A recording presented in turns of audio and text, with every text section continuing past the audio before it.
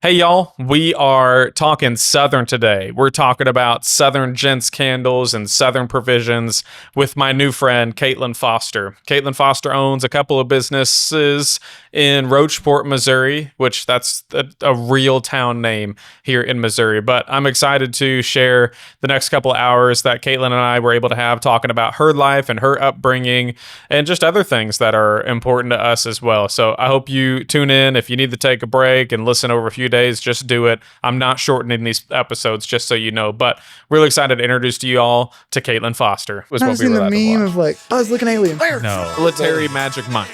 I've never heard it described that way. Name of the fish?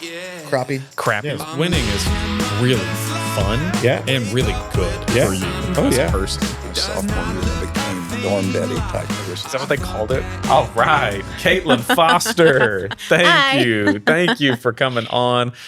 We were just deep in discussion about random stuff, but for those of you who have followed my health journey so far, not my fitness journey, this is just my overall health journey. I had hand, foot, and mouth like 2 months ago. I'm just now losing a fingernail. Huh.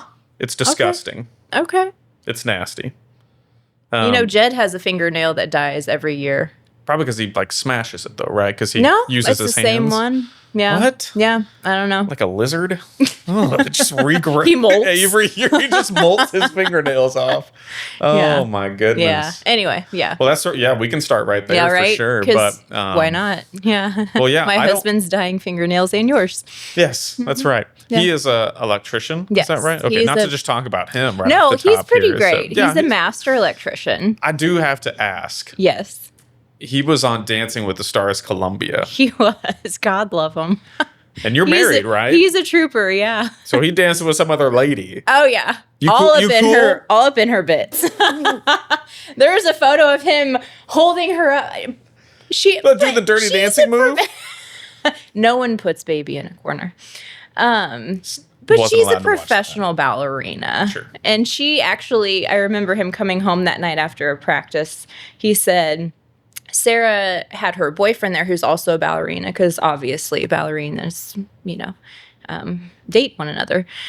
He said Sarah had her boyfriend show me on her how to appropriately lift her.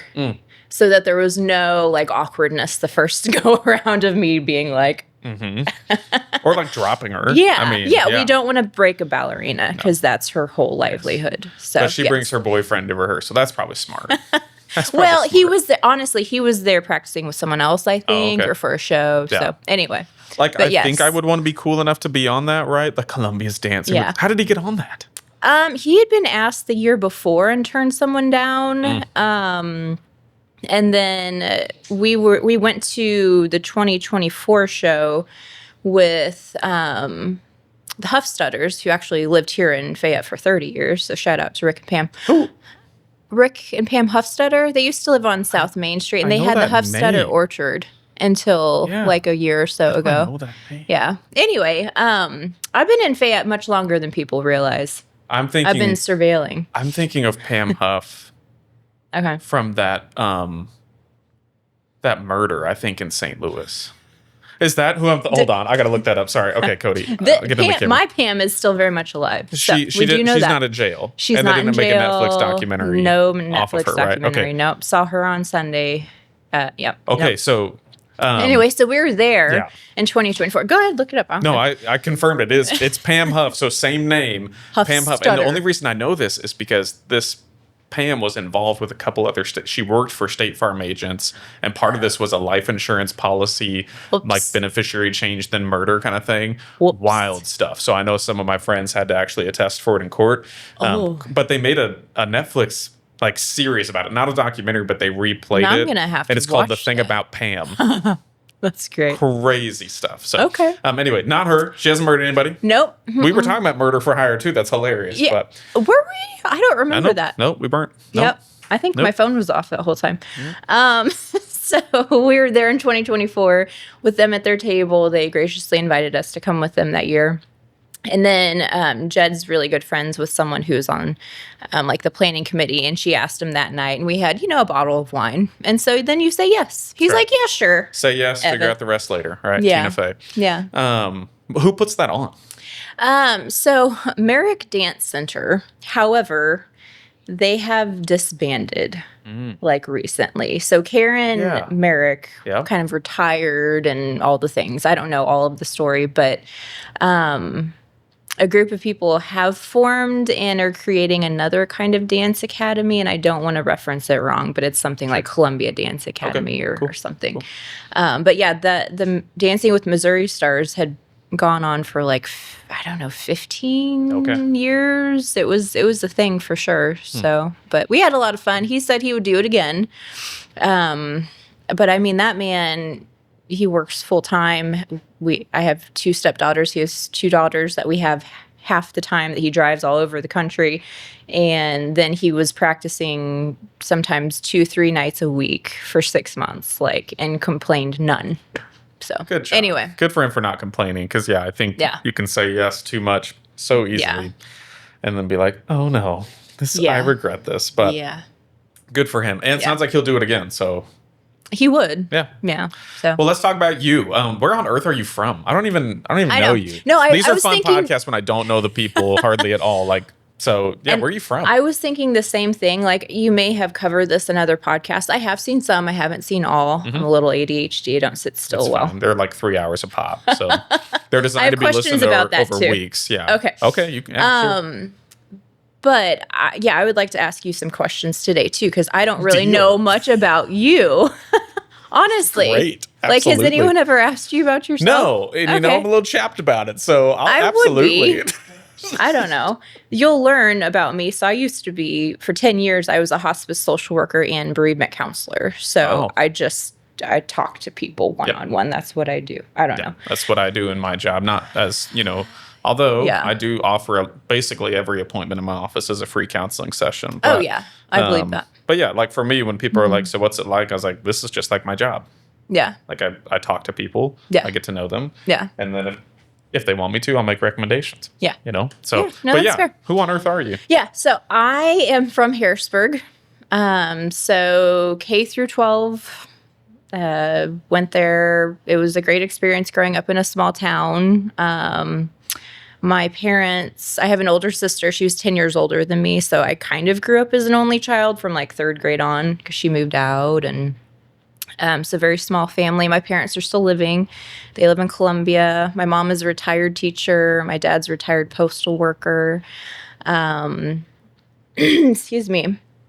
But I didn't go far, obviously. So I did want to say, too, my parents, even though they had full-time jobs, we had a Christmas tree farm growing up. What? So looking back on that now as an adult, people have pointed out how Hallmark-esque that is. And very Hallmark. It's pretty sweet. Small town. Right. Were you on the Boone County side or the Howard County side? Boone County. Okay. Yes. Right. Yes. So moving to Fayette in the fall was, I don't know why, but I was like, okay, I'm almost 40 and this is the first time I'm not going to live in Boone County my entire life. Wow. Right? That's a weird thing to think about. Yeah.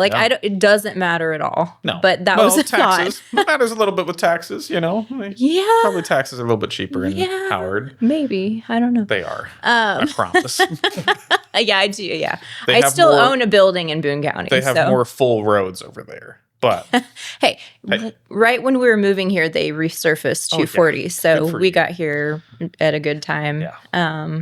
But yeah, so when I graduated high school, I went to Columbia College for undergrad because that's what you do, right? This is the theme of my life until 4 years ago. I did what I did because I thought that's what I was supposed to do. So I would assume that means you played basketball at Harrisburg. I was cheerleader. Okay. I ran track. I was in band. I was in NHS. There you go. All the things. Nice. Had scholarships as you're supposed to. I enjoyed most of it, but what did you play in band? I played the clarinet. Nice. Woodwind. Were you in band? Oh yeah. Oh yeah. What did you play? Well, it's funny. I've been playing drums on stage since I was 10, but I get to the, and this is when we lived in Columbia, I get to the, try your instrument night. Yeah. And you could tell, somebody was at their wits' end. Most of them actually were at their wits' end. Kids just coming and trying instruments. Yeah, so, that sounds most awful. of those adults were there. I get to the drum section, and they have you play something, and they were like, this maybe not be for you. And I'm like, there's a quota, isn't there? And you've met it. It's like, because I'm like playing at church, okay? And then I get over to the flute section, and like within 2 seconds, the lady's like, "You're a natural. This is what you should do." And I was like, "Ma'am, no, I'm already teased enough. I don't need any help." Yeah. So I end up at trumpet. And I could see that. I was going to guess trumpet, actually. I played it loud. I was first chair for loud and proud. I think 2.5 years, maybe 3. Wow. Not my freshman year. There's a really good senior trumpet player, but Fayette's all about the marching band, and that it checked out for me. Plus, with the high stepping that we did, it was athletic. Plus, with a trumpet, like your job is to rip it. So rip it. Do you still play the clarinet? No, good for you. Yeah, I haven't played in a long Clarinets are time. pretty rough. Ugh. But you should use those skills to play the saxophone. No, I'm good. Thank you. Okay, all right. I'll let Kenny. That's the handle that. what you should do segment. We just did that. You know what you should do? We can come back to that. Want to do a new segment presented by but anyway, so we know what's best. Yes. So you played in band. Anyway, talk to me about growing up there. Yeah. So anyway, so Columbia College undergrad, I had dual majors of speech communication and human services. So Columbia College didn't have all of the courses needed to have a social work degree offered there. So human services was the next best thing.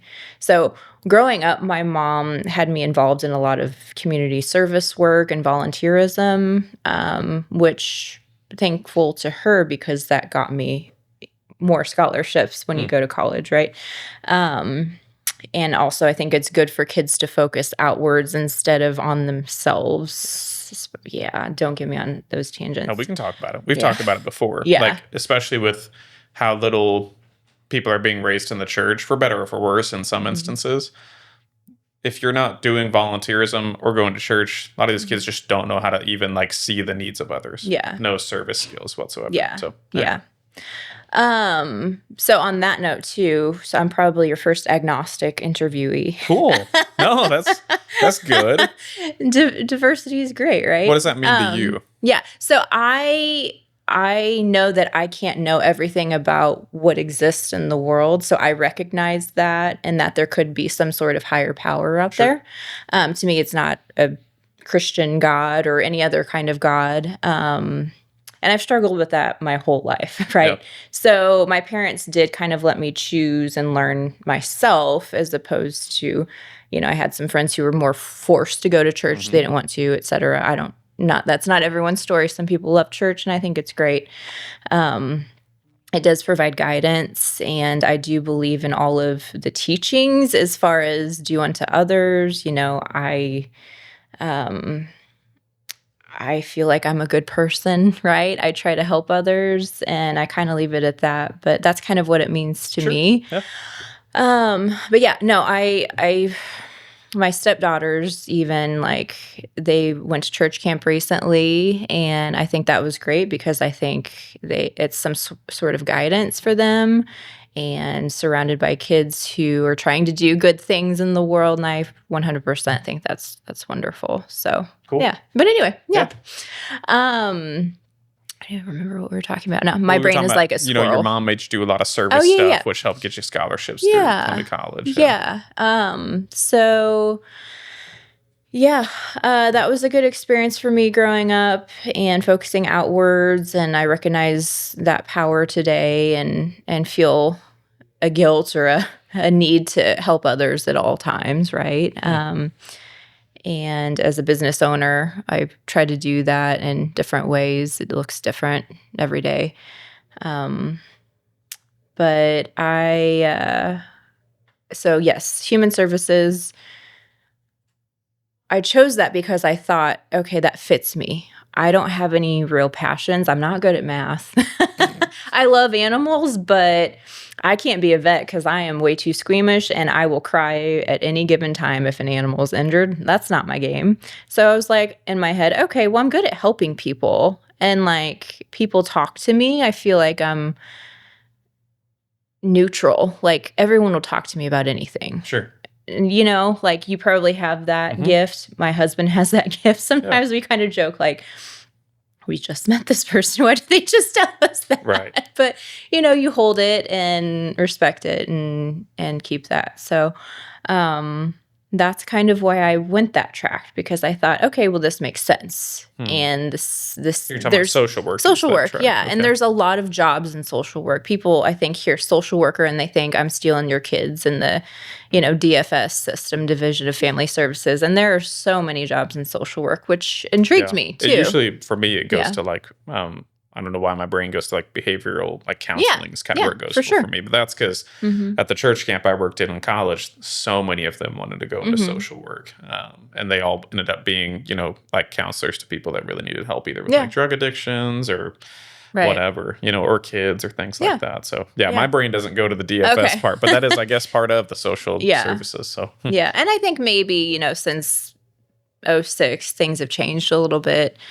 People are more familiar with what social workers do in a community. 06? Well, enough time has passed. So '06 is when I started my track, I thought like basically. Like that's when the DFS in '06. I'm like, wait a minute. Obama was president in '08. Nothing big. I can't think of anything happened in '06 before the economy crashed. Right. But I just, time passes. People learn more about profession. So what I did with my degree, because I went on to get my master's at MU in social work, what I did with my degree is I went on to be a hospice social worker. They hired me right out of college, created a position for me at Hospice Compassus out of Columbia, and I was so grateful for that. And I met so many awesome families. People hear, oh, you did social work, and they literally go, ooh, and hospice. And I'm like, oh, like that sounds hard. Yeah. They're like, I could never do that. And I said, well, I guess I'm a monster because I did that. But and you loved it. Yeah. But most of our patients had nice long lives, right? And we're just there to help them pass peacefully and with dignity, and to help the families with resources and or counseling. Occasionally, we would have a baby on services, or children, or younger, adults. And that's, kind of a different mindset to make sense of that. But were you, when you were doing hospice social work, like, did you have were you able to create your own agenda when you would go into places? Like, were you like, hey, we're about to have a party kind of thing? Or are you more read the room and go, what do I they definitely need from me? read the room, because some families use laughter and joking to cope, right? Yeah. Some families do not. You got to know. And I feel like I've always been a chameleon in that way. I am able to adapt to who I'm talking to, the room, the situation. But you have to know that pretty quickly, what you're dealing with. Where does that skill set come from? We talk about how important that is in our business. It comes up like every day, just understanding, being able to feel the person across from you, be a chameleon. But we've talked a lot about where that comes from. Where do you think it comes from for you? Well, I'm an empath, right? So there are just different personality types. Okay. Energies affect me greatly, positive, negative, emotional. I will cry if you start crying. Got it. It's just how I'm wired. I think it's mostly how we are wired. But we can also develop some emotional intelligence as humans too, right? My degree in speech communication started at the basics of reading body language. And I, like, right now, me sitting with my legs crossed is not good, because I'm leaning backwards, and I can hear my professor in my head, who's Dr. Lisa Ford Brown. If she hears this, she'll know what I'm talking about, because we're still friends. But, if I'm talking to someone, I should be leaning forward and engaged with them. Me leaning back, arms crossed, like, even though it may be comfortable, that sends a message to you that I'm not receiving your information and I'm closed off. Like, there's so much to learn. What does that mean right there? You're just crossed and chilling. To me, like, I'm reading, like, no, I'm comfortable. I'm very comfortable. Yeah, we're comfy. That's the goal I'm going for. But also, if you're trying, like, we kind of know each other. We've talked, before the podcast started. If you're cold call meeting someone, you need to be mindful of your body language in those ways, right? And others. yeah, if someone's sitting there like this and you're trying to sell them on something, like, you don't have them and maybe you need to back off. So, but all of that, I'm sure. So I've had to develop the skill to see that and then be willing to go, hey, I can tell you're not tracking with me at the moment. Yeah. Talk to me. What's going on? So, yeah. So you wouldn't attest, maybe not yet. I haven't reflected on it a ton. You wouldn't attest necessarily anything from your upbringing that goes, I'm really good at reading people because. I am a very sensitive person, and I think I've always struggled fitting in, believe it or not.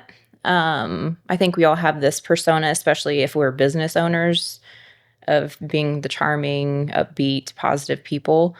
I've always had kind of like one or two close friends, if that.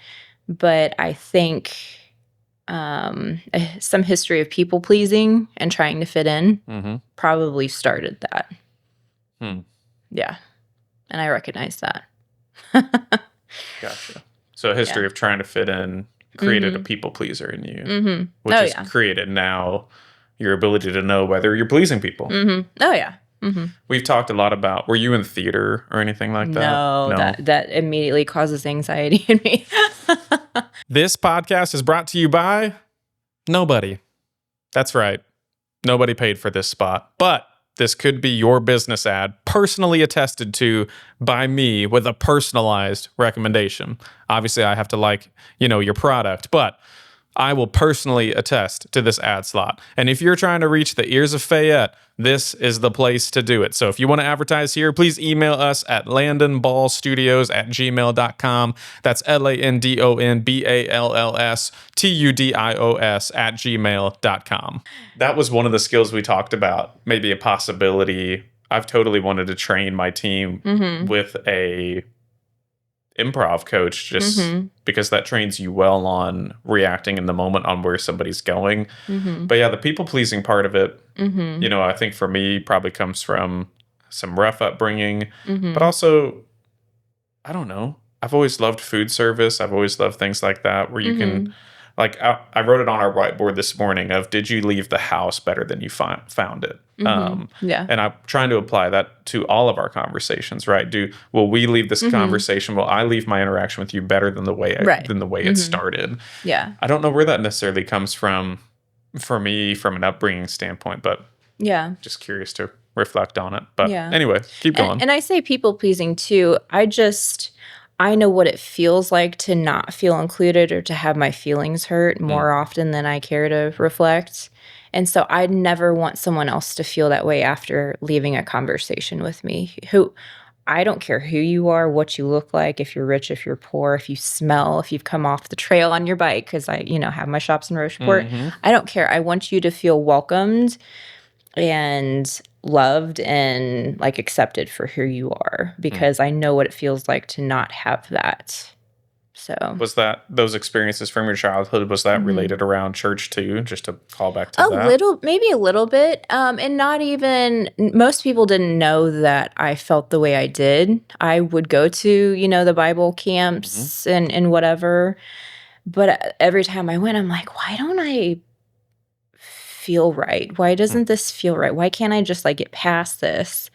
And even as an early adult, like tried going to church again, and like I'm just like, this isn't me. And then finally around 30, I'm like, that's okay. Like, I'm not a bad person. Yeah. So, and just accepting that's who I am. Yeah. And maybe some of that's deal. A callback too of just, not only were you not understanding it, but nobody was curious. Maybe nobody was curious enough to try to figure out if you were okay. Right.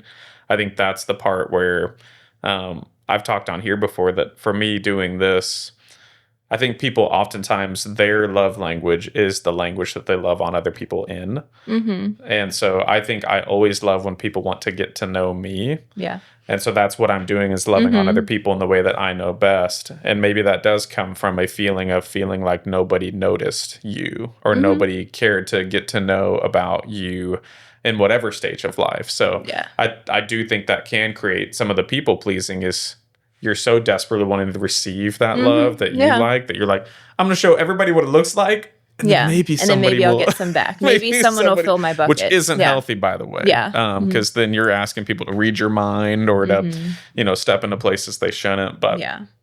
anyway, okay. So you went to Columbia College. Do anything extracurricular there? I was in a honor society. They called it a sorority, but it was just an honor society. So were you like super smart? No.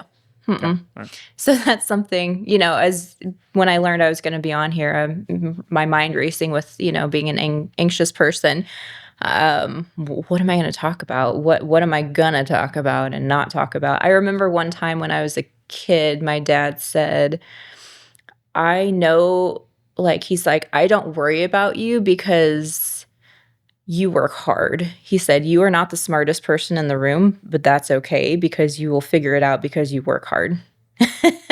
And trying to process that, younger, but I totally get it and I respect that. So I think it's good to always, if you're convinced, I think the moment you think you know everything is the moment you don't know anything. Yeah. So if you can convince yourself that you're not the smartest person in the room all the time, yeah, life will be not much at better all. for it. Not at all. Yeah.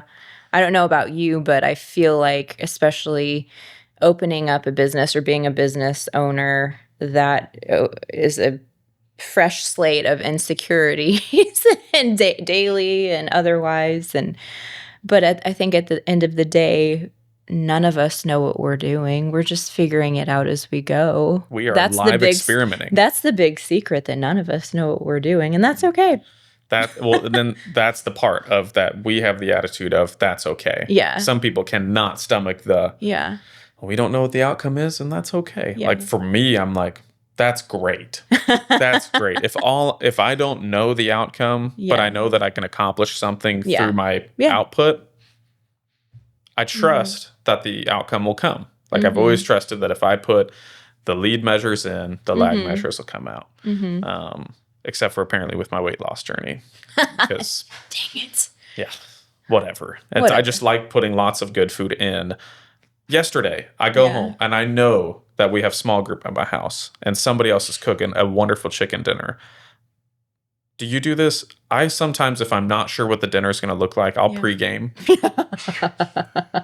You just kind of hedge your bets. I do that. And so I go to Hy-Vee and I'm grabbing post game. And my husband knows, but continue. I do that yes, too. I know. I'm not there yet, but go to Hy-Vee, get Hy-Vee cookies. Whoever's baking those cookies back there, I haven't had them. Wife material on those cookies. Those are great. Anyway, I go to Hy-Vee, grab some sushi because why not? Get some fresh Philadelphia roll, the white boy sushi. Oh, yeah. Eat that in the car as I go home. Down a protein shake because it was post-leg day, right? So a real quick 700 calories. And then cookies and then the chicken dinner and then avocados on top of it. So I probably consumed 2,000 calories in 3 hours. Yeah, but who's counting? Me. And then I wondered why I didn't feel good. But that's why you got Tums, right? Just a nightly Tums routine. So, but do you do that? Do you pregame if you don't know what the dinner is going to look like? Or I'm somebody who overeats, and so I will pregame before I go, just to be like, all right, I'm not going to get the fries.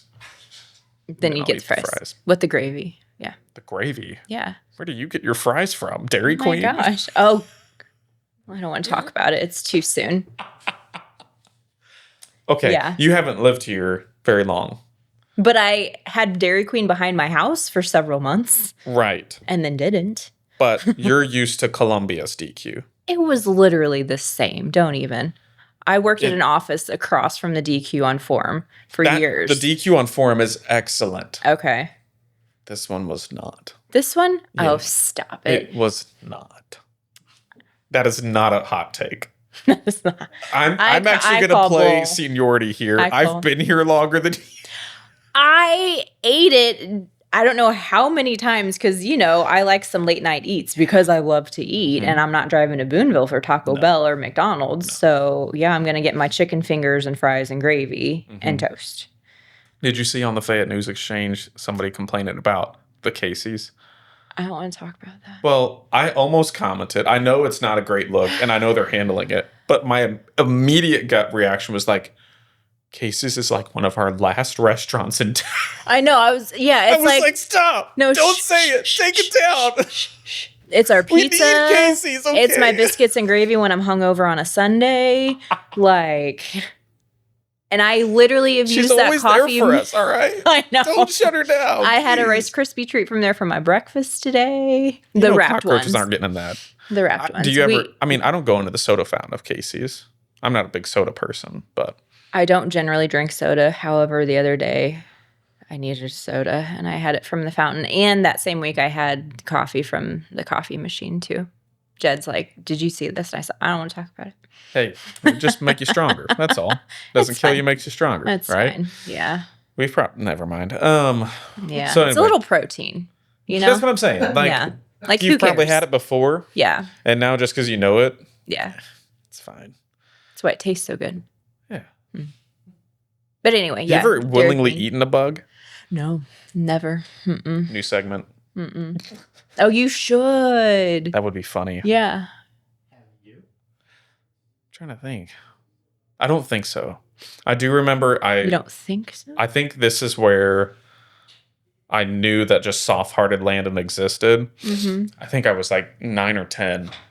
And this was one of those turning points where a kid either becomes like a great person or a serial killer. You know what I'm talking about? Uh-huh. I've heard this podcast. Continue. I took a fire striker, yeah. and lit an ant on fire. Oh. And it went like just this really high pitch and just burst into tears. I'm way too old to be bursting into tears, but I just light this ant on fire. I'm just sitting there.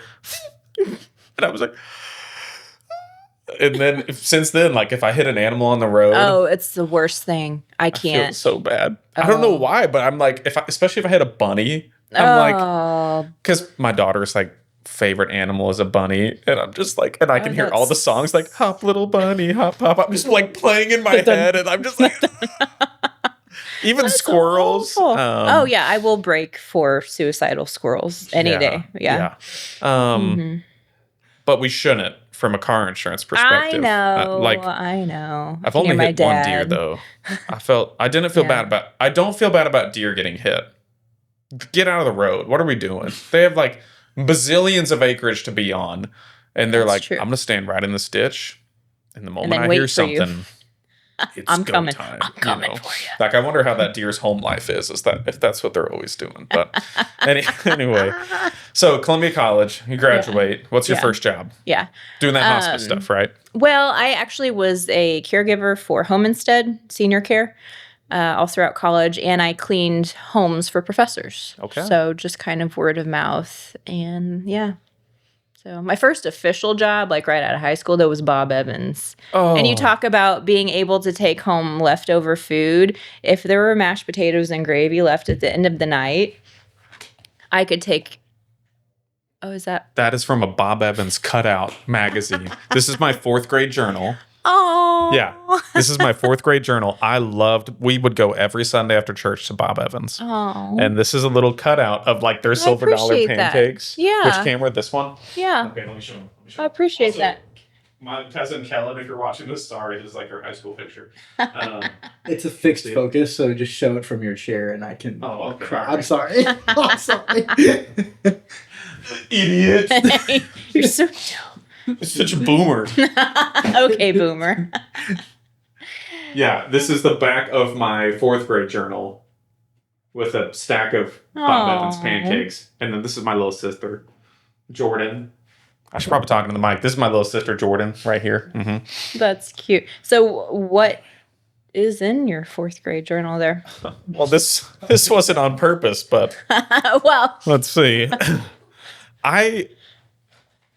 I'm sad. When I moved to Fayette was when I did seem to lose a lot of just like, I was a very pure kid. I was a very boy. emotional kid. I was Aw. very, very conscious of how others felt all the time. Like, I think Aw. it was a lot of the ways. And then, of course, like middle school, you learn all these words and all these things. And I'm like sorry. I got, when did you move to Fayette? when I was in middle school, 7th grade. From From Columbia. Oh, okay. So I grew up in Columbia. I'm still catching up. Went to, I was in the first year of Paxton Keeley.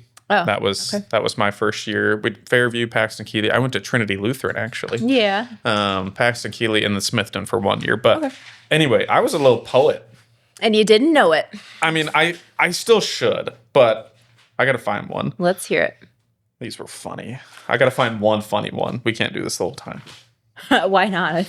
This is great. Any haikus or? Yes. Oh, well, I liked to do poetry in the shape. Like, that was one of the things in 4th grade was like writing about football in the shape of a football. Shape of a football, yeah. Oh. Hold on. Here we go. Days. This is for you, Jordan. Like, the theme was the important thing about, you know. Okay. You know what I'm saying? No. The important thing about my little sister is she is cute. Aww. My little sister can crawl. Her skin is so soft. She crawls faster than a baby bear. She can say hi, and she sit up by herself. She can stand up by herself too. But the most important thing about my little sister is she is cute. Like, that was kind of the theme as you started with your props. Oh, yeah. That's pretty good. The next one is the important thing about sports is having fun. Period. There's some in here that are just, and then Jordan stole this when she was older and just drew. She's never been good at art, though. I was like, is she an artist now? No. Okay. No. Here's one. Title is big. I'm talking big. I'm talking huge. I'm talking enormous, immense, tremendous. I'm talking. That's it. Oh, okay. This is my best run of poetry here. Okay. Then we're done. Sorry. I think this is great. This isn't my podcast. All right. Okay, here we go. If you're not from the farm, you will not know the cows. You can't know the cows. It moos so that the whole world will know he is proud of being him. The cow walks slow and steady because he has all the time he needs. If you're not from the farm, you will not know the cows. It continues. If you're not from the farm, you will not know bullfrogs. You can't know bullfrogs. When the bullfrog speaks, he says, come across, come across. And the other says, too deep, too deep. You can't see the bullfrog's ears, but if you make a movement 20 feet away, it will jump into the water. If you're not from the farm, you don't know the bullfrogs. This is so long. So long. This one's actually funny. If you're not from the farm, then you don't know about hunting quail with my family. When I went hunting with a bird dog named Angel, my uncle, my cousin, I spelled cousin with an I in the middle, my cousin, sure, yeah. and my brother, we shot 1 male and 5 females. It looks really cool when Angel would point the birds out, then my uncle would scare them, then my cousin Riley would shoot them, and we would finish them off with our BB guns. Wow. Poor quail. I think that's it. That's the end of that run. I'll save more for later because there's some solid stuff in here. Yeah. You were talking about what to hang in your hallway recently, and I feel like you should frame those. This is the theme of, like, if I had to brand me, this is from one of the journals. We made a copy of it. Always ask question. Do learning activities. But activities is crossed out. Do learning. Always ask question. Do learning. Okay. And that summarizes the show, honestly. So, anyway, full segment back to you. Learn me about, you were in this career, I think, of social work for how many years? 10 years. Okay. Yeah. And then what? And then? Yeah, steady career, 10 years. Yeah, paid all the money and went to all the schools for all the years and then opened up a shop, which seems like the next logical step, I feel like. But for those who don't see that as logical. Yeah, like I don't understand why A, B, C. So I... And give me the timeline when you're doing this too. Yeah, so during... Hospice, I also got my real estate license, and I don't sit still well. That's fine. Yeah, you're welcome here. That's what we don't do that well here. Yeah, but it's great. Because you're not just one thing. People are a lot of things, and have a lot of interests, and So, real estate career, did that 7 years, some in conjunction with hospice, obviously. But through that, I realized, God, I hate real estate. Only because I'm not conflict driven. I don't like negotiating. I loved the architecture and the design. Yeah. And it took me a minute to figure that out. But I was like, I'm not cutthroat. Like that's not my world. Not all agents are like that, obviously. But in Columbia, as a realtor, there's, I think right now, like 800 realtors. And they're all scrambling and scratching for the same meal. So, yeah. So that kind of morphed into, I'm helping homeowners get their homes ready to sell. Anytime you have a listing appointment, there's tons of questions. Should I paint this? What color should I paint this? Should I move this here? I was good at all of that, real easy. And that moved to me helping friends and family with remodeling projects. And I was like, wow, I really like this. And then I was like, what if I took some online courses and kind of developed those skills a little bit more? So I took some courses through New York Institute of Art and Design, or whatever it is, online. And started my own interior design and decorating business. Wow. And when was this? It was 2020. Okay. Yeah, because what better time? The time to launch a business. Yeah, I did a couple actually. At that same time, my former husband and I we had talked about a men's candle line. So we've always loved candles, right? At that time, there wasn't a line of candles just aimed towards men. Now there are, of course. Right. But I got to work on that. He was a lawyer, so, obviously had his own thing. So the candle business kind of landed in my lap and was my baby, right? So developed names for our candles, worked with a company out of South Carolina who kind of held my hand on like formulating. I said, this is what I want it to smell like. These are the notes I see. Like, how do I do this? Because I want to do this right. I designed, what the labels looked like, all the things kind of at the same time, right? Doing all the things. Southern Gent Candles. Pre-pandemic? 2020 is when this started. What time in 2020? Oh, gosh. Were you in the pandemic and started this, or was it before It was before, and then, Of course. during, kind of got it honestly gave me some time to flesh out details and research, because picking a container for an entire brand that you're going to be married to, it's kind of a big deal. So that literally took months, back and forth with the people in South Carolina on formulations and whatnot. But it was fun, right? So I started to really realize that I'm a really creative person and I like all of this stuff. But hospice is paying my bills. So, hey, whatevs. So, I don't know. From 2020 on, the design business, it's always been word of mouth. The candle business, we launched it officially in 2021, had the products and started selling them online. And looking back, you don't ever look back. This has been a lot of stuff in 5 years. So also in 2021, launched a boutique in Rocheport. So this sweet lady in Rocheport who has Stockton Mercantile, her husband is John Zonka, he's the mayor, Diane. Yeah. Came to me and she's like, hey, I know you like this interior design stuff. Have you ever thought of opening up a shop? And at that juncture, I was kind of done with hospice, right? I'd made it through most of the pandemic, a lot of hard things, in it for 10 years. It is what it is. And again, I'm realizing I really like this creative stuff and it energizes me and it fills my bucket, right? So I want to do this. And so I was like, okay.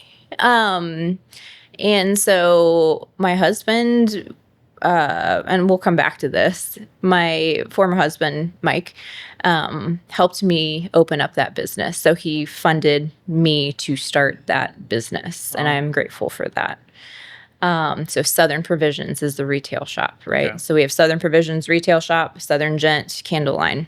Interesting. Right? So rented. I like it. It all correlates. Yeah, I've always been I've had this affinity for the South and culture and beauty.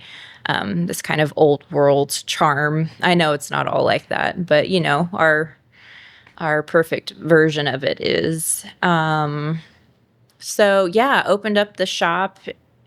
I officially, my last day at Hospice was like end of November, and then I opened up the shop Black Friday and did 10 grand in a month.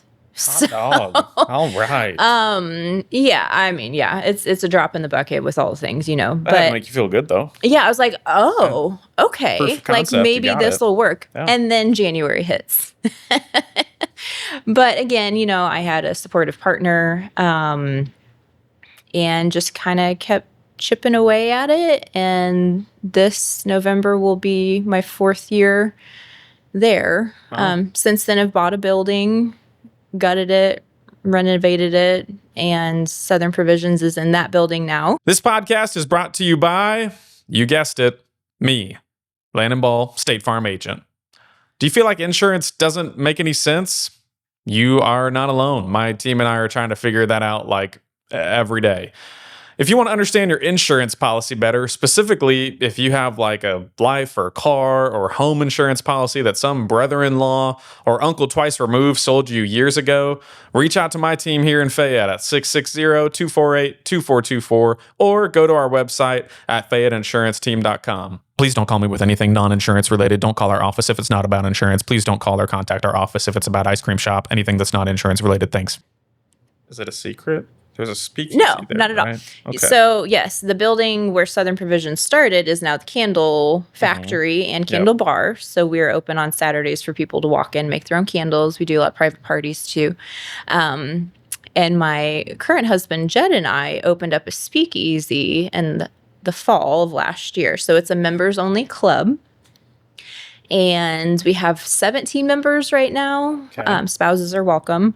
But it's a bourbon club. So members donate 1 bottle per month, as well as they pay a monthly fee to belong. And it's been great. I mean, Rocheport is a town of 200. Yeah, we have tourism when it's nice out, but when we don't, we don't. So I feel real hard in the winters, and it's real scary. So that has been a way to have some passive income, and it's literally saved my butt last winter. Yeah. And people seem to like it.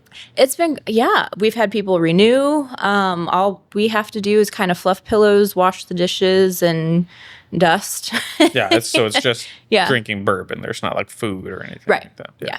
Yeah. So honestly, when I went to the state alcohol commission, I was like, hey, this is what we're doing. I want to be above board. Like, what do we need to do? And the gentleman there was like, I'm not sure. I'm going to have to talk to the boss.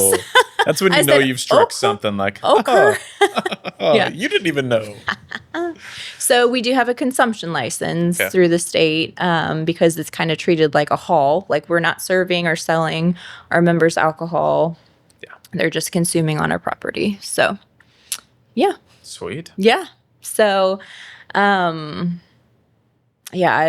I just feel like my whole last 5 years has been just a mismatch of craziness, but good things. So I mentioned my former husband. So yeah, no one plans to get divorced, right? We were married for 13 years and had great times together, not great times together, but in 2023 got divorced. Within a month, he was dating his now wife. I was dating my now husband. Like, it was time, right? So he now has a child with her. They're very happy.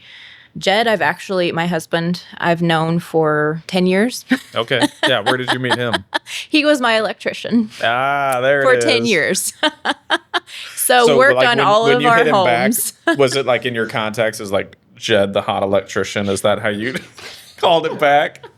No. That's just for you, Jed. All right. Yeah, I know right. she wouldn't do that. Yeah. No, it's just crazy. I never really paid much attention to him. I always thought he was nice. But, well, and you were married, so of course yeah, you weren't, people think it's a lot more scandalous than it is. But during my divorce period, I was in the middle of my renovation of my building.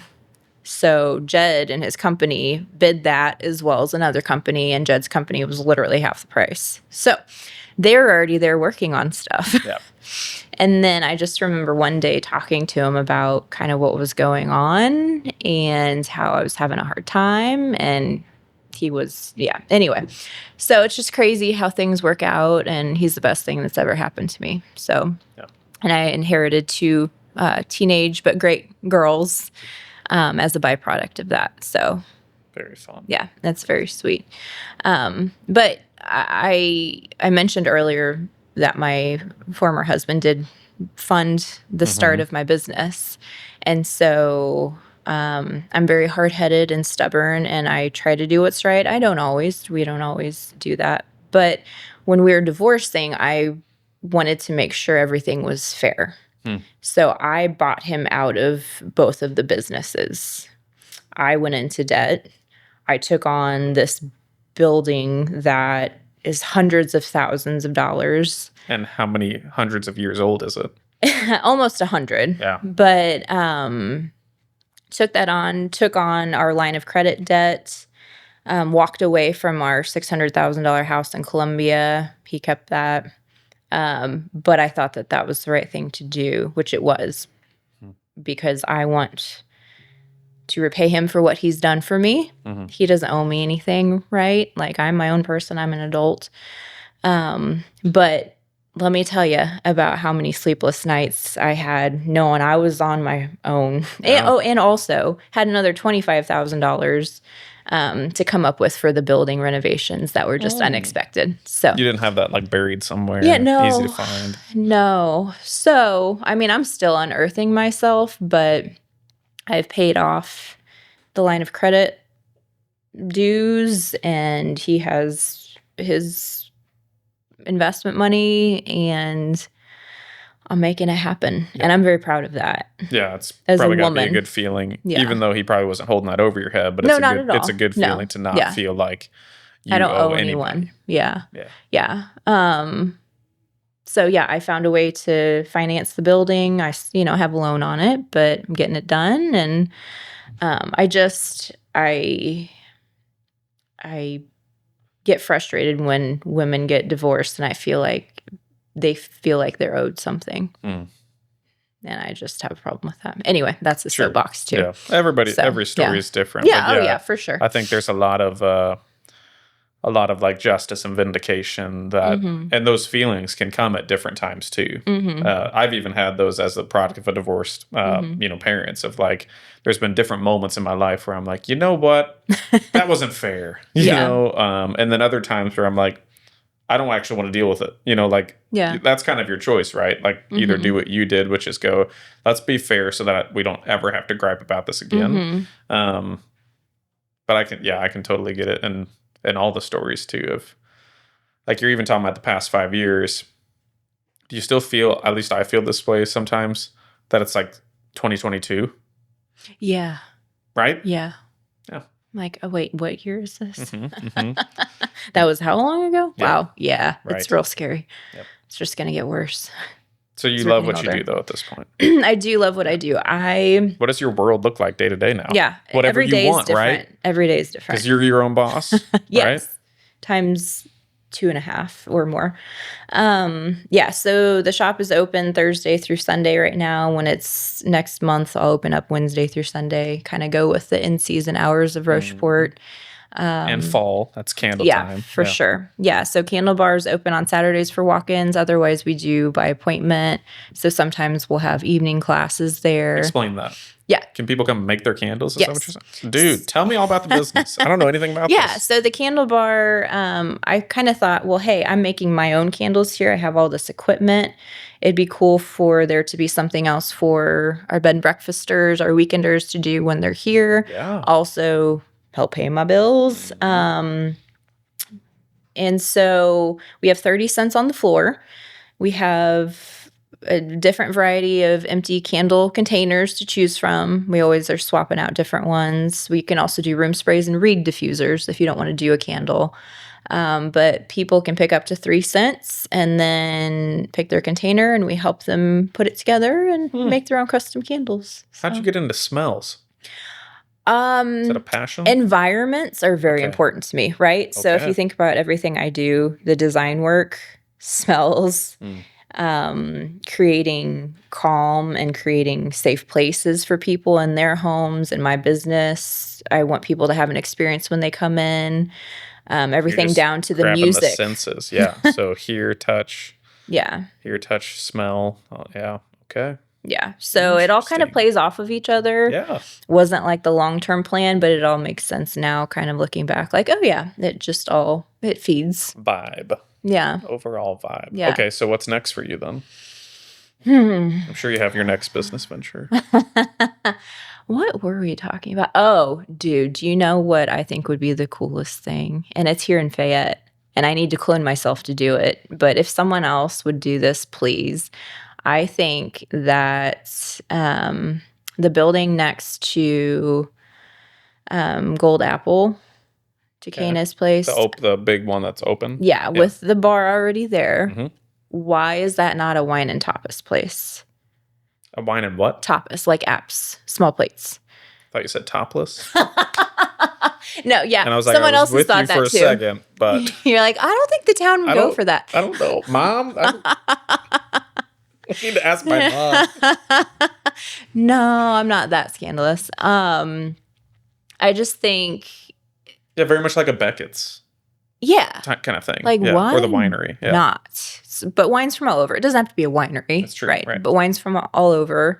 Obviously glad that Lafayette's is open now and I have that place to sit and drink my wines. Mm-hmm. But, it's a restaurant. They want to turn people over and over and seat people.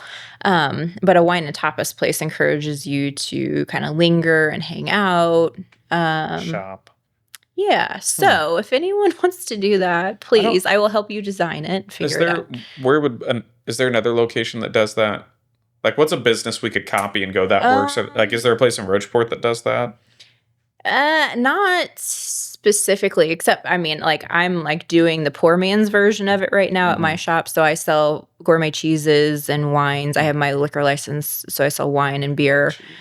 We do live music, so that kind of pairs this Friday, well. right? Yeah, this Friday is our picking on the patio. Do you have to be like?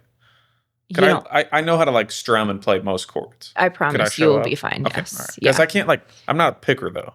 No, I can that's only fine. play a couple of scales. But, That's fine. okay. I might show up. Yeah, you can hang out in the peripheral until you're comfortable. Like we've got all sorts of. And people singing too. Is there like one No, leader guy not generally. there? No. No? Mm-mm. Okay. It's just we never know who's going to show up. A lot of Does Jen times. play? Do you play? No. Mm-mm. No. I have an old antique whiskey jug there that I keep threatening to but no. So yeah, anyway, I kind of saw that vision on my own patio and space of having people linger and hang out and just be there. So I wanted to encourage that. So did wine, have cheese, all the things. But we're just getting going on that. So in Rocheport, we have restaurants that obviously serve fine wines and cheeses and things, but not that specifically, no. I'm just trying to think of like another business. I know in Kirksville there was like this place you could do wine and play board games. Yeah. Like I'm trying to think of similar small towns that have what you're talking about. I'm sure there is, and I'm just blanking on it. Yeah, Beckett's does have a great charcuterie platter at their winery. Right. And obviously Jed and I like to go there a lot too. And it's right next to Muddy Mo, right? Yeah, So which that's is kind of the nice because part, we'll so you're order us some complimentary. food. Yeah. Yeah. Yeah. And that's where I'm trying to think of what Mm-hmm. you could do here. But I feel like it could easily feed off of Lafayette's and vice versa, Mhm. right? So when you're done with dinner and you don't want to go home yet, just pop next door. Or if you're waiting in line for Lafayette's, pop next door. I see so much potential in this town. I know you do too. Mhm. And Jed and I are always big proponents and cheerleaders of small town success. Like that's always been in my blood. Yeah. We always go to the small towns. We go to Boonville and Glasgow and Fayette for meals and Rocheport. Like we would do that any day as opposed to go to Columbia. We'd Have you rather been do to that. Brunswick for Caitlyn's Deli? I haven't. I've heard of that. Heard really good things. Oh, Yeah. Good friends of mine. Okay. And she's a baller. Does she also make cheesecakes? Okay. Yeah. Her mom was in not long ago or something. Anyway. Okay. Yeah. I would love to go there. Yeah. I need to go. I haven't been there, but she's been doing it for, I think, over 10 years. I'll have impressive. her and Derek on at some point. Man, Fayette could really stand a pizza place. Yeah, I could see that. I guess I'm just trying to copy and paste. Yeah, well, what works elsewhere? What works over in Glasgow there. You don't have to reinvent the wheel. So, Man, I'm getting ideas now. Right? But couldn't you see I'll that do in it. that space? Oh, yeah, absolutely. The bars, the vibe's already there. historic bar is already there. The vibe is You've already got there. a good seating area. It's on the square. The rent is so affordable. What is it? Do you know? What is it, 15 or 18? Or is it more? So it's available to be subdivided. Again, I'm going off of the last time I last thing you checked knew. into it. There's like 4,000 square feet available to be subdivided. But we figured out at like 1,300 or 1,500 square feet, it was going to be like less than $600 a month. Yeah, you can deal with that. So That's pretty good, actually. gave it even a for hard here. thought. And I even talked to one of my friends in Rocheport who does know wine. I was like, will you do this? And she just ended up, whatever. It wasn't for her. So Yeah, I do think that's one of the things in Fayette that, like, we're talking about this, and I want to do it, and then I'm like, stop. you're like, yeah, there I'm aren't already enough doing hours 4 in the things, day. and Yeah. that is one. I think been a problem historically in Fayette is there's only a couple of characters that are trying to make everything happen, and then the burnout's pretty quick there too. So Yeah. if you're looking to like start a business in Fayette, holler at us because I'm really good at trying to make those things happen and put Really? people in place. Well, and there's that idea. So Oh, if you that's a think it great has, idea. right? I don't pizza. know everything. I think we need pizza. Well, they could do flatbreads there. Yeah, pizza, apps. Yeah. And wine. Huh? And wine. Yeah. Are you a wing person? Oh, yeah. Boneless or bone in? Bone in. Are Are you a child? I hate having to work for it. My husband gets mad at me because I leave too much meat on the bones. And That's then, the other And thing, then he's too, like is- my mom. He'll take them off. He's like, give me those. They're It's like a children man starving. thing. Like they'll be like, "Oh, you're not very good at eating wings." I'm like, "Shut up." There's more meat in that chicken nugget, and it's That's easier true. to eat. That's true. Yeah. But it's a texture thing for me. So I'm very picky about my wings. I like them when they're crispy. Right. And this can And- get slimy easily too. Oh, yeah. don't I want can't slimy do wings. fleshy Yeah, wings. give me the crunchy. Yeah. I know it's a cut up chicken tender. I don't care. Yeah. It's great. Where are your favorite buffalo bites or whatever from? Wings. when they're good, Muddy Mo. Okay. I haven't But had I'm them there. I'm a big spicy wimp. Okay. So, but I do get the Jaguars at Muddy Mo. Jaguars. The Jaguar wings. They name their sauces after local sports mascots. Okay. So Jaguars, I think is that's not Slater. That might be St. Mary's. I don't know. Jaguars is some sport in there. Then they have Yellow Jackets, which is hotter, and I think they have one more. But like if not Muddy Mo. Yeah. Ready for this? Oh boy. If you say Casey's, I'm leaving. No. Applebee's. Eating good in the neighborhood, huh? Applebee's boneless wings. Like Okay. I don't know. I haven't tried. I don't took know. when my wife and I were dating, we would go there for like birthdays and like 1 year anniversary. You like what stuff. you like. That's Yeah. okay. And they also have a sneaky good Oreo shake. Okay. Just to tell everybody, they have a sneaky good. I Oreo appreciate shake. that. I eat like a teenager at all times. I know that Applebee's is microwaved. I know, but it's really good. Well, you already ruined it for me. Well, I mean, that's the criticism they get is everything Okay. tastes like it was microwave. But their barbecue boneless wings are very good in Okay. my opinion. Okay. I'm curious if anybody else agrees with me on that. So Yeah. but anyway, but yeah, somebody should do that business. But you guys don't want to do that. We gave it a hard thought because I was like, well, it Yeah. would make sense to be Just tell open Jen to like quit his Thursday, stuff. Friday, Saturday nights. The Okay. shop is closed by 4. I can come here. I know that's not all the hours that it needs. I recognize that. I'm not telling you what to do. But we did think about it. But we can't. Like he leaves at 6 a.m. and sometimes gets home at 7 All right. p.m. So, One of us needs to hit the lottery. yeah, I think that would be great. Yeah. Do you play the lottery? No. So I don't think I'm going to hit it probably if I don't play it. Yeah. I have a fairly addictive personality, so I feel like if I win like more than $10, I'll be like, You're going to be yeah, hooked. we could do this weekly. You Yeah. know? Just start doing it. Yeah. Yeah. So So when you say you have an addictive personality, what else? Well, I mean, that's not like diagnosed, but I do. Oh, well, I'm not. Yeah, I'm not saying you have a I am drug talking problem. to like somebody with the experience and that kind of stuff. So Yeah. I should not be loose with that term because there are people who No, probably, but I know what you mean. Yeah. I don't. I mean, literally. I Yeah. get got by those Facebook ads of the little games that are stupid. Oh, no. So dumb. Okay. And I'm like, if I'm bored, I'll be like, I'll just download it real quick and play it. And then like play it 3 once. hours later, my eyes are just like, and I'm like, Okay. I've accomplished nothing. So Yeah. I'm just that way. I remember when I first, I don't really drink now, mostly because I haven't found anything that tastes very good to me. So I'm sure like Jed could find a bourbon or you guys could find something that I like. But I think I told the paint can story on Preston's podcast. Is that right, Cody?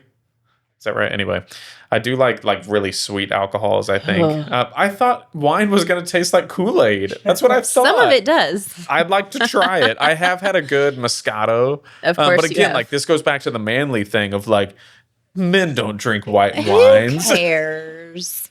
Who cares? I'm confident enough that Yeah. I don't care. But like if when people someone are like, says that, then they have their but like own when people are like, you want to insecurities. come out and drink? I'm like, no. He's like, yes. No, I don't. Okay, I'll bring my orange pop. All right.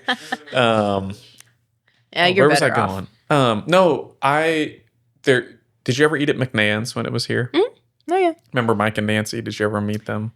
It was Was the that- original Mike and Nancy. Okay, Before no. they sold to Laramie Schaefer. Maybe not. So No. anyway, he's a Brooklyn dude. He would make some like bootleg moonshine that I could get cool. like behind the counter for like Yeah. $7. Yeah. And I started like drinking that every night when I would FaceTime my now wife, my girlfriend at the time. Oh.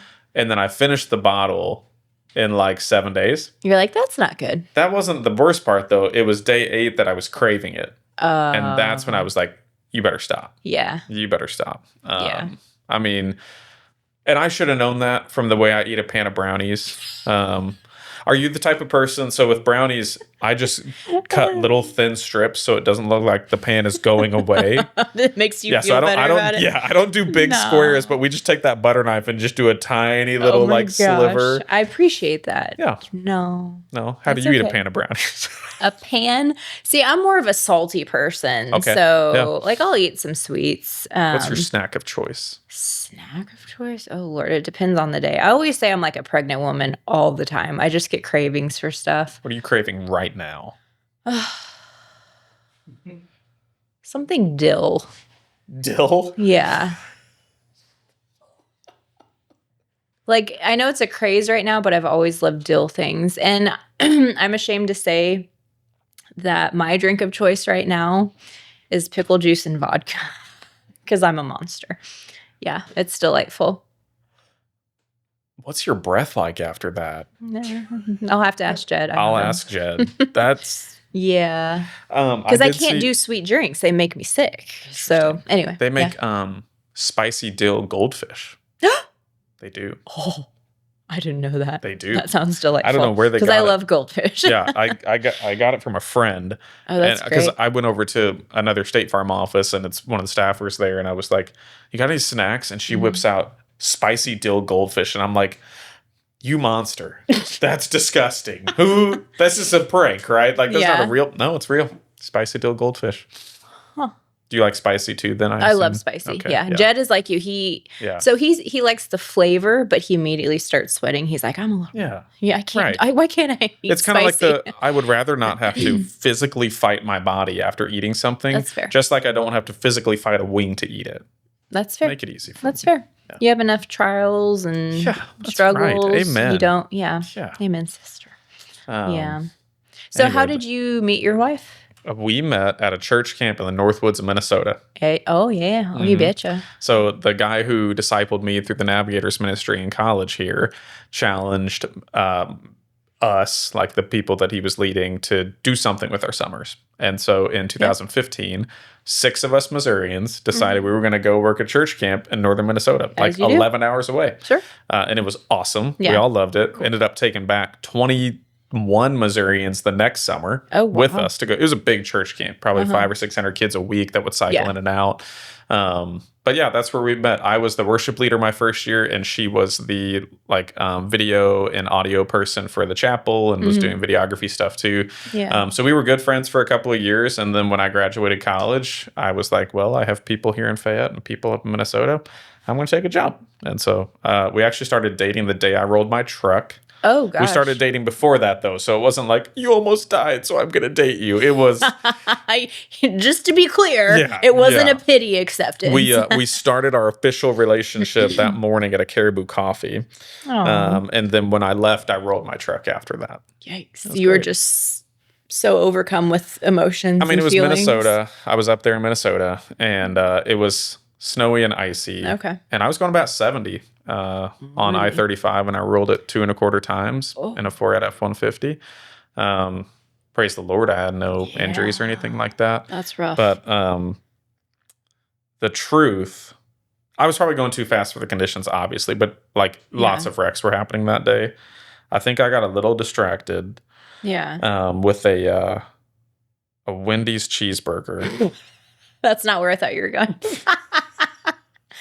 Actually, I understand a Wendy's cheesy cheeseburger. Okay. Have you heard of that? No, but it's it not sounds on the delightful. menu, but basically it's... But you can ask for it still? It's got less. nacho... It's got cheese whiz with the cheese on it. As God intended, as It's I like horrible. to say. Yeah. No, it sounds delightful. So I rolled that truck, and I lost the cheeseburger I was eating at the time too, which was just... which was worse? Worse. Both. All of it. It was all bad. Plus, I had been up there for a week, and it was right after hunting season. Mm-hmm. So I had a rifle in the vehicle. No, I didn't have a rifle in the vehicle, but I had all my ammunition in there. Yeah. And so when I rolled, shells are everywhere. Shells. I've got shampoo bottles. We were up roughing it at a camp. Shells. Everything is everywhere. And the trooper comes up. He's like, "Where's the gun?" And I'm like, "Nowhere. Officer." And so that is my only ride in the back of a cop car. Wow. He took me to the nearest gas station, which was attached to an adult store. But I sat at the gas station until it was hard for anybody to get to me for how icy and snowy it was that day. This is more than what you bargained for asking me for that. But yes, we met at a church camp. I was the worship guy. She was the audio visual person. Yeah. Really good friendship for a couple of years. Yeah. And then we were like, let's be friends for a long time. So let's be friends for a long time. I like that. So you have 2 kids or 2 just kiddos, one? Yep. Okay. Ellie and JJ, 3 and 10 months. Oh, wow. Mm-hmm. So Do I look tired? I feel a little tired. Yeah. No. Yeah. So did you always know that you wanted kids? I think so. Yeah. I mean, I think some of this stuff is this is just what you do, right? Mm-hmm. So we've got 2 right now. I don't know if we'll have more. I really don't. Mm-hmm. This is one of those, I think if anything I relate to agnosticism is, I think probably one of the reasons that you might land there is because you understand just how much nuance. Like you said, you can't know everything. Mm-hmm. And so those are, when I talk about the future, and maybe it's because the Lord has uprooted what my plans were. It's hard for me to go, this is what's going to happen next, because so much of my life has not been, this is what's going to happen we next. Playing God laughs. I know I can appreciate all of the sayings. Right, yeah. right. And I totally agree with that. So, we always, Lord willing, wanted to have kids, you know. The moment we decided we were ready for Ellie, boom. Mm-hmm. And the moment we decided we were ready for 2, boom. Yeah. So really grateful on that aspect. So that's sweet. You don't have kids. I don't have any biological kids. Okay. No. Gotcha. Tried for years. Even had 2 failed adoptions with my former husband. But again, that was hard during the time. But again, it's now okay, well, that wasn't meant to be, and that's okay. And I love Jet's kids. We fit well, and I feel like I'm half of one of them and half of the other one. It's really bizarre. Yeah. And good relationships with them? Very good. Good. Yeah. Good. So very lucky on that front. So, yeah. They're in high school? One is just started 7th grade and the other just started 9th grade. Are they going here? Or? No. So they started in Columbia schools. the youngest is at Smithton, and then the oldest is at Rockbridge. And so they get to stay in that school district? Mm-hmm. Are they living with you guys then? And if We this have is them too every. in No, depth- not at all. okay, I okay. mentioned. Yeah, we have them every other I week. just didn't know if you could start them over there and then live over here, if that's how that works. Like if you didn't so have to there's split still a time. household in Columbia Right. that qualifies. I'm just thinking, that. we live in Yeah. Columbia. I'm like, what if I could backdoor this thing, start both of my kids in the school district, move back to Fayette, and then keep them? Yeah, right.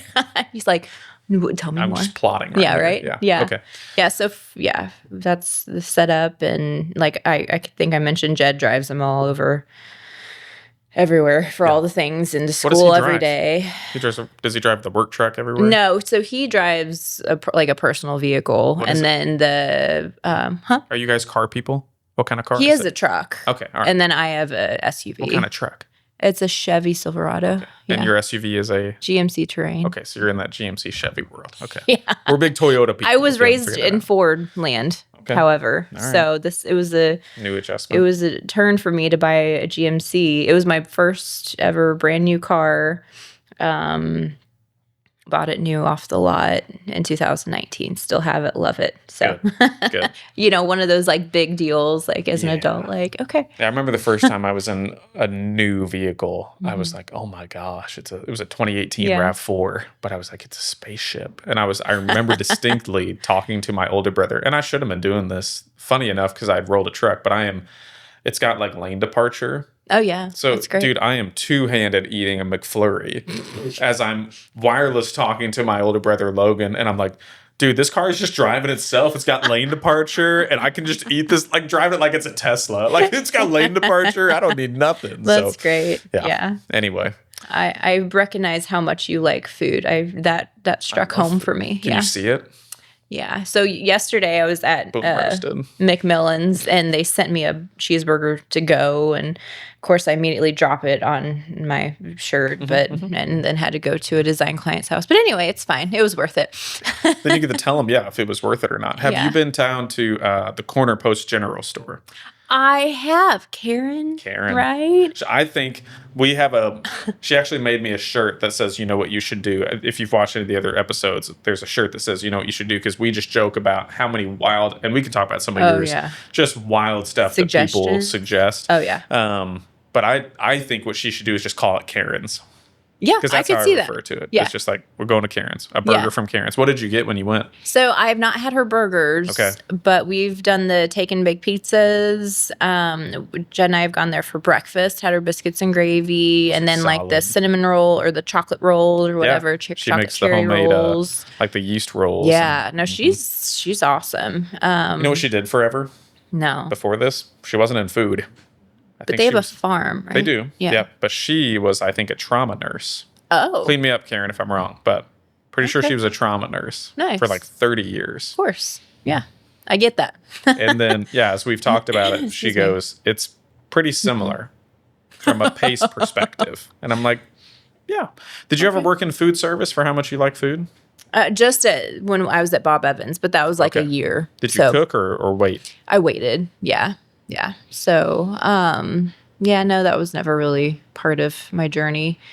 But yeah, no, I love Karen's place. Yeah. It's very good. It's very good. I happened upon it on my way back from dropping off candles to someone at Woodlandville, and like took the back way. Yep. And I said, "What is this?" And then I came home, I said, "Jen, I got pimento cheese, I got steaks, I got you get farm beer. fresh beef. Yeah. Like, what is this heaven I just found?" So go have a burger. Okay. It is my favorite burger. Okay. Okay. Barring if you ever go to Minneapolis, where we used to live, there's this place called the Red Cow. Okay. It's a very like popular place up there. Like famous people go there. We're not famous, Okay. but we would go there. Anyway, and they make a 60-40 burger, which is 60 beef, 40 bacon. Oh, you guys would like this with like a Dijon beer mustard on top of it, candied bacon, Stop. bun, and they're world renowned. It was on not guys, but like the Food Channel's top 50 dips. They have a French onion dip, and they make all their chips homemade. Seriously. I'm so Say hungry. less. I know, right? Folks, it's like 11:25 right now, 11:30. Dude, when I saw the time for this, I said, I'm going to be real hungry. That was one of my thoughts. I'm going to be real hungry after that. I'm going to go to Lafayette after this because it's Wednesday. They're finally open. Yes. So, Yay. yeah. I know. I wasn't dogging them. I'm just, I wish they could be open more days. Could I make an exclusive Henry's candle line with you? Absolutely. Yeah, I do private label all the time. I just got done making 3 different businesses their own candles this past month. Yeah. It's one of my favorite things So we to could do like a Landon Ball State Farm one too. Oh, yeah. We could do a Landon Ball podcast one. How do you go We about... make car air fresheners. We do all the things. Room sprays. Yeah. Yeah. So, like, how do you go... Do you guide people into... Because, again, this goes back to, like, your skill set of being a chameleon and being able to hear what people are trying to say. Mm-hmm. How do you go about guiding somebody into the sense, like... I'm sure you've had some of those moments with people where the aha moment of like, that's the smell I was going for. Mm-hmm. How do you guide somebody and how do you do that? So anytime I've done custom candles for someone, I just kind of take notes like, well, what are you thinking? What do you like? What scents are you drawn towards? What colors do you like? Because we do everything from picking scents to the candle containers, right? I feel like I'm really good at identifying people's brands. Even if it's like for a wedding, that's still a brand, right? Like we've done wedding candles, but they had a vibe they were going for. I'm meeting with a very prominent designer next week to create her own candle brand. Like I already have it. Like I know she's going to like what I picked out. She gave me some notes on the scent and what she likes. But the container, I'm like, this is her. Like I can see her. This is her. Anyway, I start with their input. I ask if there's any candles that they like that are in existence. Like I think people are afraid to mention like specific candles, like Yankee or Bath and Body Works. Yeah, they're like, well, I do like. I'm like, oh, that's fine. That's great. Yeah. Okay. So you like that? What do you like about it? So I will have them come to the candle bar, and we have hundreds of scents. Like I mentioned earlier, on the floor, we have 30 for clients to pick, like when they come just an informal, come make a candle. Yeah. But when I'm meeting with a private brand, we have hundreds of scents available to go through. So I start with, we have these little like paper strips that you dip into the oils, and like I'll write on the strips. I don't know how to describe them. They're like 8 inches long. They're maybe 1/4 inch wide, but that's their purpose. They have little lines on them. So if you want stronger scent, you go to this line. If you want less scent, you go to this line.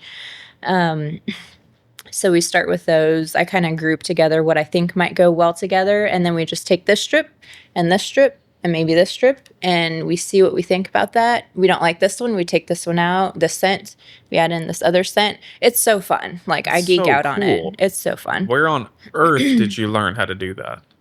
Well, it started from my mentors in South Carolina. Like I didn't know what I was doing.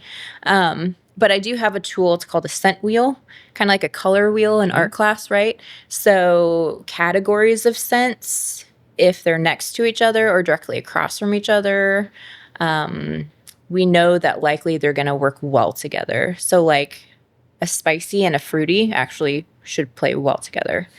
It's, you have to know what falls into spicy and fruity, obviously. Right. Some categories are clearer than others, like gourmands are things like bakery, sweet, vanilla, pumpkin pie. We have herbals, all the things. It's just, you learn as you go. Yeah. Such an experience. Yeah. And that's really more the selling point is the experience versus just buying a candle. Yeah. And that's to me the definition of small business. Because I'm never going to be able to compete with big box prices. Neither will you. So the thing we have to lean in on is our experience and how we treat people and would people rather come to us than Temu, I guess. Right. Like, does Temu or Amazon or Walmart remember that you lost your husband last year? Probably not. Yeah. Or does Temu donate to your local stuff? Exactly. Yeah. I don't know. I always get back and forth on if I should really, because I think in the bad part of my brain, I keep receipts on people who ask for money that don't support.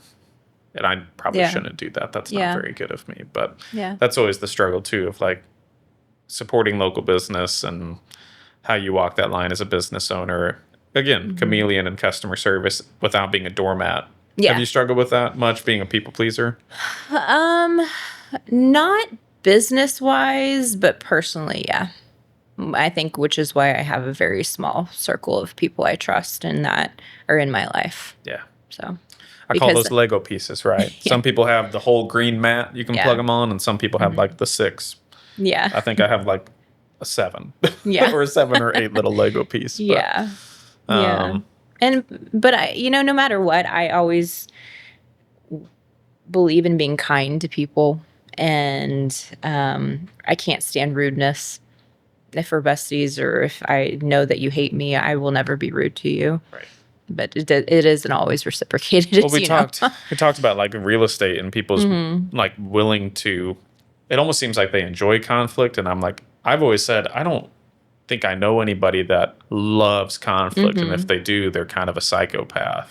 It's just your ability to show up to the plate with conflict. That's the hard thing, So, I don't know. What else do you want to talk about? Tell me more about like, so you've got the candle business where you can either come buy retail in the boutique, I assume, or what's in the boutique? Yeah. So in the boutique, we sell Southern Gent Candles and Southern Provisions. Got it. Stuff that you make. Yeah. So Southern Gent Candles are also sold wholesale. That line of candles, we're in 13 states right now. So over the last 2 years, you've got that's a shipping happened. business too. Oh yeah, I do everything. But it's fun. So at Southern Provisions, we have everything from home goods and like decor to, I mentioned gourmet cheeses and wine and beer. And we also have a custom 5-foot by 7-foot humidor made in the U.S. Where we sell cigars. Oh, okay. Yeah. So we've always sold cigars. It just, expanded the last couple of years. I kind of joke with my parents and with Jed. I say I could just only sell candles and cigars because every month, every year, those are our top 2 sellers repeatedly. So That's good. I don't know why I bother with other things. Only, I guess, because I find everything else fun and interesting. And I think people like again, it's back to the experience too. Yeah. But you let your hitters be your hitters, Like I'll never take my Oreo flavor out. Yeah. Of Henry's ever. That would be crazy. Yeah. Crazy. I love the peanut butter pup. I'm just saying, like it is, I don't know how many people have told about that. People love it. Oh my goodness. Crazy rich. It's so good. Well, you want to know why, folks? I make it with real Jif peanut butter. Yeah. No discount peanut butter. Not in this house. No. Okay. Jif, a whole on can. That's the tempting part. It's like the big 2-pound can. You're like, Well, yeah, right. That's like, I don't know what the impulse is to just stick my hand in there, but I just want to Winnie the Pooh that stuff and just go for bother. it. Yeah. Oh, bother. I'm stuck. Yeah. That's great. So only like recently did I realize that the ice cream shop was also like your baby, if you will. So like that I own it? Yeah. That's good. No That's idea. what I'm going for. I had no idea. Okay, good. So how did that happen? There's a lot of ways that it happened. Primarily, it happened to get Nicole into Fireside.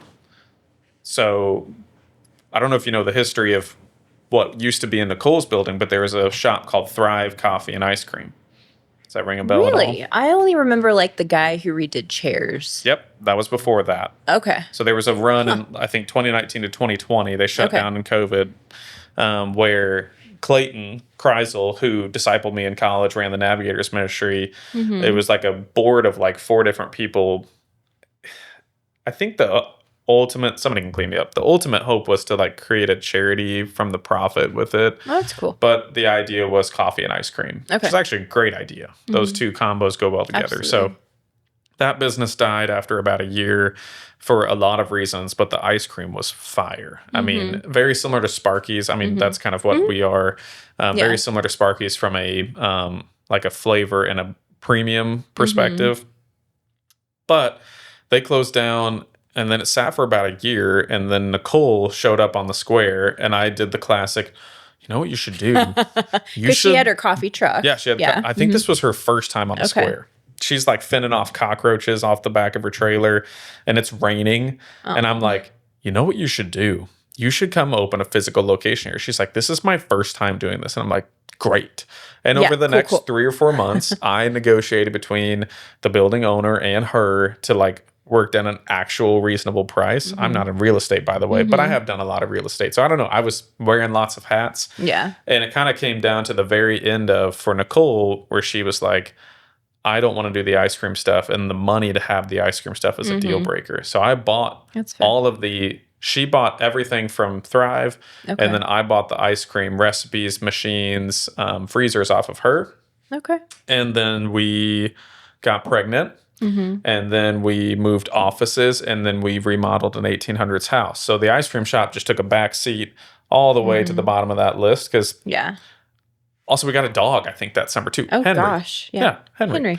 So that's how I stumbled across it. It was I had recipes, luckily. We've tweaked a lot of them. Like the peanut butter pup, we actually tweaked because it used to just be a peanut butter swirl. So it just had peanut butter swirl, chocolate swirl, and no chunks. And I was like, let's get chunky. Just so you know, that is real Reese's chunks in there. That is not a cheap one to make. That's real Jif, real Reese's in there. And then we do some like chocolate fudge blended into the peanut butter. Yeah. But we tried to do a swirl for a little bit. But I was like, don't do the swirl. Just make it all that beautiful little chocolate peanut butter color. You done good. Done good. Thank you. But that's how it came about. It was mostly I didn't do it out of charity to Nicole, but I wanted Nicole here bad enough that I was like, that's the way to make it happen. And for what I bought everything for, I was confident I could sell it for what I bought it for without an existing business. So then it was awesome when I had this building. I was like, I'm just going to turn this conference room into window serve. Okay. Turn that patch of grass into a beautiful patio. Yeah.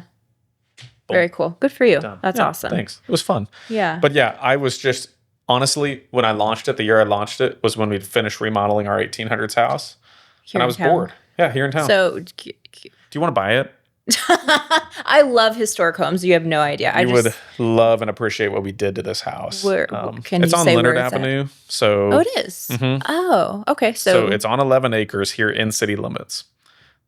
Oh, it's the Gothic white one? White? Yeah.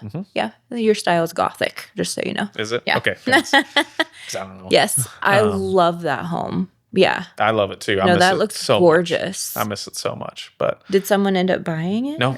Okay. I still own it. Because I saw it was for sale. Tenants and stuff. But okay. Yeah, that was us. So we did an awesome. Such a cool Did you see the place. pictures on the inside? Oh yeah. That kitchen. Oh, it looks so cool. I mean, you've seen what I've done in the office here. I think I've got a decent eye for. You do a good job, things. honestly. Really. For designing the bones and the like. Maybe I feel like the way I have designed is really good at putting clothes on a boy, if that makes sense. And then the design of jewelry and branding, I have nothing on the walls in this place. I mean, this is just stuff that my wife won't let me have at home that I've put up here. Yeah, I'm not going to say I'm mad, but I am disappointed in some things. Yeah. And we need to have a discussion. Which is somehow worse than being mad, but I get it. I'm disappointed as well. No, but you've got really neat historic framed things that see need that map? that needs to be in your hallway or I need somewhere. to sell that, honestly. It's worth like $20,000. Oh, well then, yeah, and maybe. It means nothing to me. Yeah. Except for that it's cool, you know. Yeah. I wish I had a cool story that like I was related to Thomas Jefferson. Where'd you get that? The first building I owned, where my first location of the office was, is where Red Dirt Rag was. Oh. Found it in the vault. Are you kidding? Found it. Dang. Yeah, see, someone's already approached me about opening up a shop where that is, or a speakeasy or something. Again, I'm like, I love that idea. However, there's not enough hours in the day. I think for what you do, for how specialty what you do, obviously you've already put all the work and time into your location there. Probably better off. I mean, I wouldn't ever leave there, but I think they're saying in addition. Yeah. I went to London recently, and my takeaway so far, until I just get lit up on capitalism again, is I really appreciated that I never saw hardly the same restaurant twice. Like, there didn't seem to be this idea that if you had one good spot that you need to have three. And I've appreciated that a lot. It's helped me just kind of That's fair. settle and go like, we don't need 4 Henrys. We don't need to do Henrys in Columbia Right. yet until we're ready if we want to do that. Yeah. But really just focusing on being really good at where you're at for the sake of my sanity, for the sake of your sanity, because lots of times people will open up a second location at the expense of all of their Yeah. locations. And then they're toast and they're done. It's not sustained. But yeah, we bought that house out there, tore down a bunch of walls. Cool. Yeah. I really Super cool. admire There's that house. The emotional part, I know you're not supposed to be emotionally attached to assets. It's one of the things that's helped me I'm financially. not good at that, but okay. I'm not good at that with this house. There's an emotional part of me that if I could afford to keep it, I would do it. Yeah. It's at 8%. Oh, So I'm ready for, yeah. Trump's been trying to fire his buddy at the feds for a while to try to get the interest rates lower, whatever that means. If somebody can get the interest rates lower, Yeah, sure. I can deal with However, yeah. Yeah. I'm sorry. But Yeah, you no, got we 11 acres in there. We I can saw do that some cool after stuff. we moved here and everything, and I was like, "Oh my gosh, look at this place!" And then like I'll walk by there sometimes just in my route. No, that's a great place. I had no idea. Yep. We lived, so there's a mother-in-law apartment above the garage. That's where we lived while we remodeled the main side. Yeah. And that's where I have my most fondest memories of. That's where we brought Ellie home. Yeah. Just a sweet, sweet little place. I'm like you. I think tell me if I'm wrong. One of my dream things to do besides like opening a restaurant. So this is if I had all the money and no obligations. No, I love this. Yeah, absolutely. Open a restaurant. The other thing I talked about doing for a little bit was I was really getting into kind of a Chip and Joanna style remodeling a lot. Where, I mean, we took that house from somebody was going to tear it down to that. That sounds like something you would like to do as well. Oh, yeah. Yeah, and you and Jeb would be fun to do that. All right, we can do that. You guys be Chip and Joanna. I'll be, if you watch Fixer Upper, I assume. Oh, yeah. I watch all the things. Yeah. Although the joke we made about Clint, the table maker, Yeah. we called him Homewrecker Clint. Why is that? He looked like he flirted with Joanna every interaction. Are you? that they had. Oh. I'll have to go back and look. Yeah. But that would be fun to like make a local real estate flipping show. Yeah, But right. the amount of money that takes to do is just wild. So Yeah. So, what other businesses do you think Fayette needs? This is one of my favorite topics. yeah, That would help it flourish. It needs businesses that have lots of employees. I think our biggest issue right now, and it's just like a domino effect as you keep walking down where this issue comes from and this issue comes from. But I do think we missed an opportunity in the COVID years to have prime ready real estate for people that lived in huge cities across the country to move and work from home in a great place. And we kind of missed that. And I think part of that is some code enforcement things in our town. We really haven't seen much development in our town whatsoever. Yeah. I think the real estate piece is a big piece of it, but you also need industry that drives drop. And now that COVID is done for the most part, that this whole idea of working from home on everything is done, we need industry that provides lots of full-time jobs. I've always thought like I'd love to see Socket actually move their headquarters here. I think that would be great. We did, I don't know if you know a lot of the history of Fayette, but we did, in my opinion, whiff on having CMMG here. That industrial building behind the Farm Bureau and behind Derailed Commodity as you come into town. Okay. I think that was built with CMMG. Do you know who CMMG is? No. One of the biggest firearms manufacturers in the country, and they're in Boonville now. Yeah. Okay. I think Black Rifle is their retail store. And I know the Overstreets love Fayette, and I think they still do pour into Fayette, and I don't know where they're at now. I'll probably try to interview one of them. Yeah. But we whiffed on an opportunity to have CMMG in town. I think that was a political reason we missed them. The county had a chance to have the casino on this side of the river. Missed on that, I think, for either political or religious reasons. I don't know for sure. So we just need some industry, I think, that's willing to, like right now, the industrial building's owned by the Spice Company. I don't know how many employees they have, but ideally, I think Midway Arms being close is great. So if you had some housing to support that, I don't know, is Rocheport developing much? I mean, you know, you would they're think kind it of would. landlocked. Yeah. And With the flooding. river. So there's only so much land mass. Right. And there's like 2 vacant lots in town, period. Yeah. So it is what it is already. Yeah, I mean, I guess maybe that's a question I'll throw back to you is like, what do you think would attract? It's a two-edged sword of like, why would Socket move its headquarters here if there's no employees to come and work and live there, right? If I could, I'd merge Glasgow and Fayette together. Glasgow's got a lot of manufacturing, great restaurants and retail. Yeah. We have the college and things like that, but just not really great real estate. So what do you think Fayette needs? Or similar thoughts around that? Yeah. I don't know. I mean, it's kind of, it's chicken or the egg and all the things. I'm still learning so much about Fayette and what is even here. Yep. I don't want to misspeak or anything. You're not from here, so people give her some grace, I do want to. So before I moved here, I kind of mentioned I knew quite a few people here and was involved in one way, shape, or form. So you and I have actually talked about Ruben Meredith. Yeah. So Dr. Meredith, but he doesn't like to go by that. So I've worked for him for a couple of years. For those who don't know him, he does have Oakwood up on the end of Leonard Avenue and did like $1 million restoration on that place. Has done so much for this community. Kudos to him, big proponent of Fayette things. But he introduced me to Dr. Drake and Judy Drake. Then by way of that, Bill and Wendy Sheehan. So many great people cheerleading this town, and I got to know like the key players before even moving here. So I'm very grateful for them. I was invited to serve on the downtown Fayette, some committee or whatnot. I haven't started yet, so I'm excited about that to learn more. But I don't know. It's interesting for me to have a perspective of being in another very, very small town and that be a successful town. However, Rocheport has the trail. Rocheport is right off I-70. Rocheport has a winery, right? So even though it's a town of 200, there's a lot working for it. You're in Boone County. Yeah, we're in Boone County, right? Close to Columbia, all the things. So I've seen a small town do well, and I've seen restaurants thrive, and I've seen a winery thrive. And I don't think people realize now that 40 years ago, Rocheport was pretty dumpy, and it's come a long way. It was filled with abandoned buildings and trailers, etc. Building I bought was falling down. People don't realize that. So it's come a long way, and it's still improving, right? So no small town has it all figured out.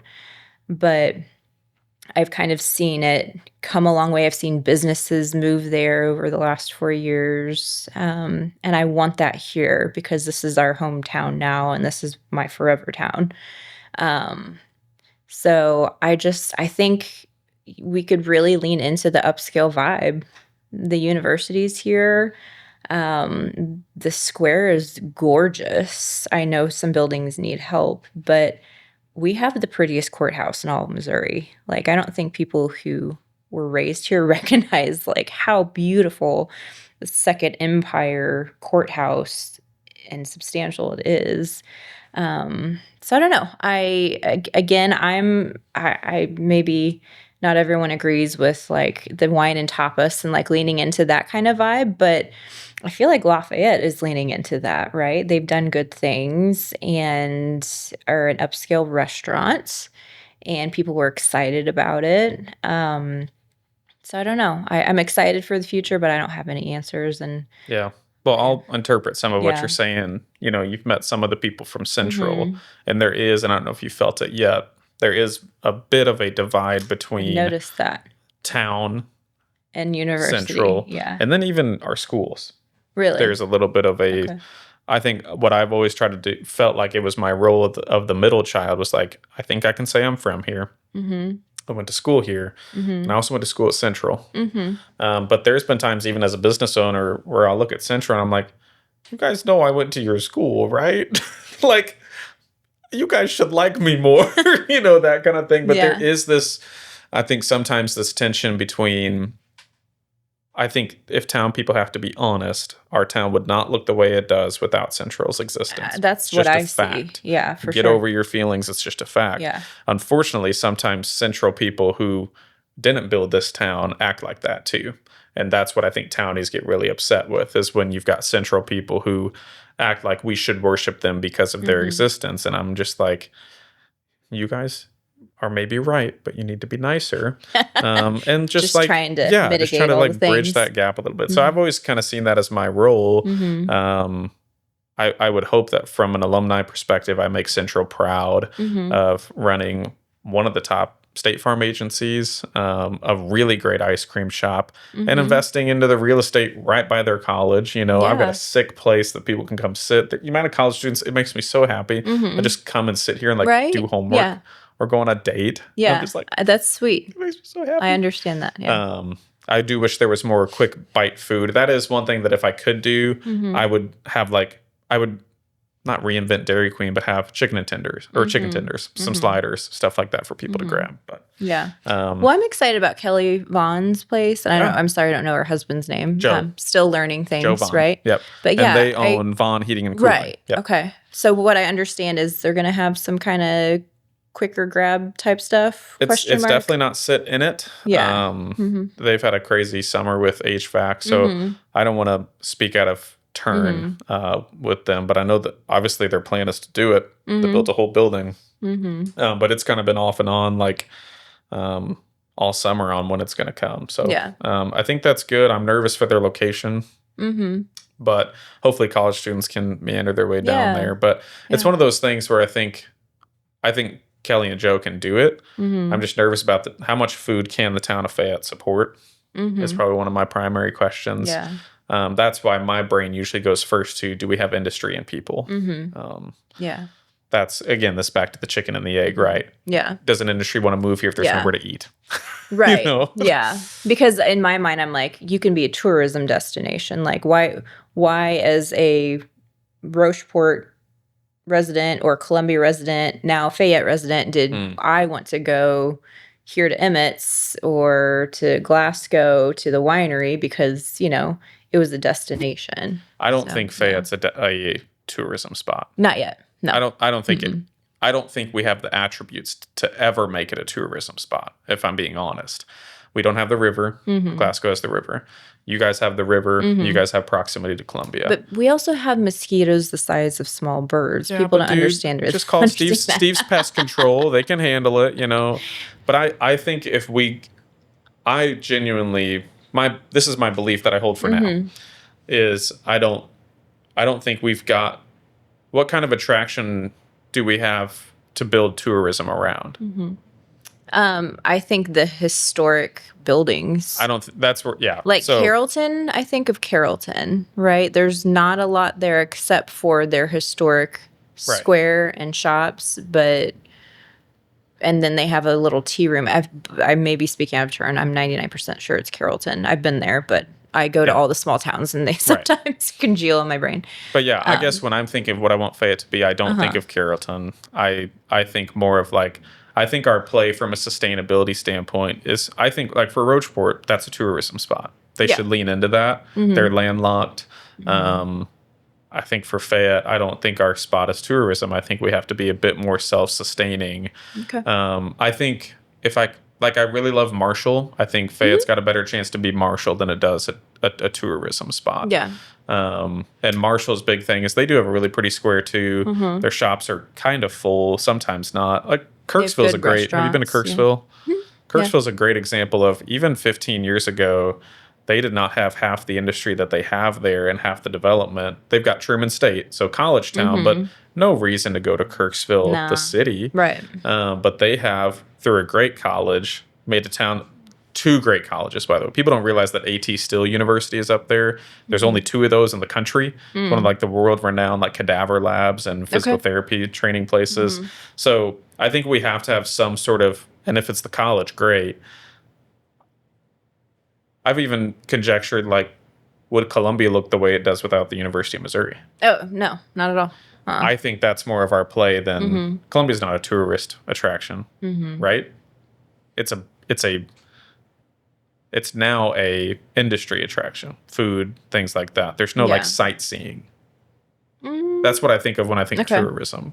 Okay. But give me your feedback on Yeah, all no, that. I don't. I guess maybe I just look at tourism a little bit differently. Like from being someone who has always gone to small towns, I look for I think there's just this subsect of people who look for historic attributes and integrity and just small town charm. But Yeah. I think that's yeah. unique. Yeah. I think you're, and maybe I'm wrong, but I don't feel like there's a huge amount of people that think like that. Do you? Maybe not. I Yeah. always say I am like an 85-year-old in a 37-year-old's body, and I'm good with that. Yeah, that's fine. So. That's be an old soul. That's what you want to be. Yeah. But yeah, there's a lot of, that's why I say it's like dominoes. There's a lot of dominoes that, Yeah. No, I don't have even the basic understanding of like town operations and attracting. okay. You don't have to have opinions, all right? That's one of the things that has always driven me crazy is they're like, well, if you got opinions on our town, why aren't you on the city council? And I'm like, because I'm allowed to have opinions about this town. Yeah. All right. That always drives me crazy. Have you been asked to be on the city council yet or be the mayor yet? The mayor. Yeah, It's we were coming. joking about it. Yeah, It's coming. I'll be the mayor next. No, God bless Greg Stidham, right? Yeah. Mhm. See, I know things. Yeah, And you're I getting will there. tell you what, when we moved here, I emailed his office a question about the home we were buying Mm-hmm. because I couldn't find anything and I didn't know how to get a hold of the Historical Society. And he emailed me directly back with an answer. So Nice. thank you, Mayor Stidham. Yes. Your house, actually, the people who owned it before you, I was at the auction that they bought it at. Really? So I have walked all through your house Yeah. 6 years ago or whatever it Yeah. was. But did you guys have to do a lot of remodeling? So that's so I think people saw it at auction and they were like, oof, But I will say Ryan and Octavia did a lot to it. So like our floors are refinished. the roof. The roof was newer. Yeah, like infrastructure stuff, check. Good, because that's Paint, stuff that freaks me out even about most of so. it, check. They even did some foundation work, from what I understand. But yeah, but no, it's honestly, I've been in so many historic homes, and so is Jed with what he does. And we walked into this home, and we were both like, "Why has this not sold? Like, this is a solid home, and it's beautiful. It has all of the original trim work unpainted, pocket doors, butler's door, swinging door, like a historic barn in the back. Like, it was a no-brainer to us, and for the price it was, I said, okay. But you guys have the fortitude to do some more, because it needed some more work, right? More just cosmetic things. Like, could you live in it day one? Oh yeah. Well, I mean, we bleached it from top to bottom. Sure. But as far as like livable, Oh, yeah, absolutely. That's Yeah. where, like, when I think about our town's opportunity, that's where I felt like we missed in 2020 is our homes had gotten past the point of you could buy it and live in it tomorrow. They are actually like, you have to buy and fix her up. And there's a lot of people who, Yeah. like, you guys purchased real estate at a great time. Ask me if somebody tried to sell real estate during that time. It was awful. Yeah. Somebody could have lowballed me significantly and I probably would have bid. Kind of glad Yeah. I didn't, but it's a terrible Yeah. time to sell. Great time to buy if you're a buyer. So Yeah. yeah, I wish there were more people that had the aptitude to go, I'm going to buy a historic home. I've always wanted a historic home, and Jed is the sweetest man in the world. He's like, okay. Yeah. But honestly, he saw it too. Well, and he's in like, the trades too. That yeah. goes back to another thing that I've harped on is like, it's because people don't even know how to fix their own stuff anymore. They're Yeah. scared. They want a new house so that nothing can go wrong, or they want to rent so that Yeah. they can blame somebody else when something goes Yeah. wrong. And I'm like, I think the stats now is for every 7 that leave the trades, 2 replace. Yeah, I believe that. It's just not. I look at historic homes and new homes, and I think, yeah, your new home is pretty right now, but it's not going to be standing in 120 years. Right. So, I think there's some people that can still build them to last. But yeah, I look at some of these. I'm in a 2014 cookie cutter build in Columbia, and I'm already like, man. I don't like that crack. Yeah. I don't like that. Yeah. Well, even the lumber used, Mm-hmm. so old growth wood. Our home is made from old growth wood. The real 2x4s. Right. That, it's just harder woods. Oh yeah. And Anybody it's ever gonna try to be pull there. a nail out of one? Right. Crazy hard. Yeah. Yeah. So I don't know. You understand, but it's sad to see, and it's not just here, it's not just Missouri, it's across the board, these historic homes being let go or torn down because for the immediate gratification society that we are, right? Of the new, the pretty, done not so well. It's really sad. Well, it's just easier on the brain work. And it's probably a human condition too. If like, think about that with relationships too. It's probably easier to like break up than it is to try to revitalize, something. And there's times that you let things go, but I just think it's a societal thing of like, well, like think about our products that we consume. They're not designed to be fixed anymore. They're designed to be replaced.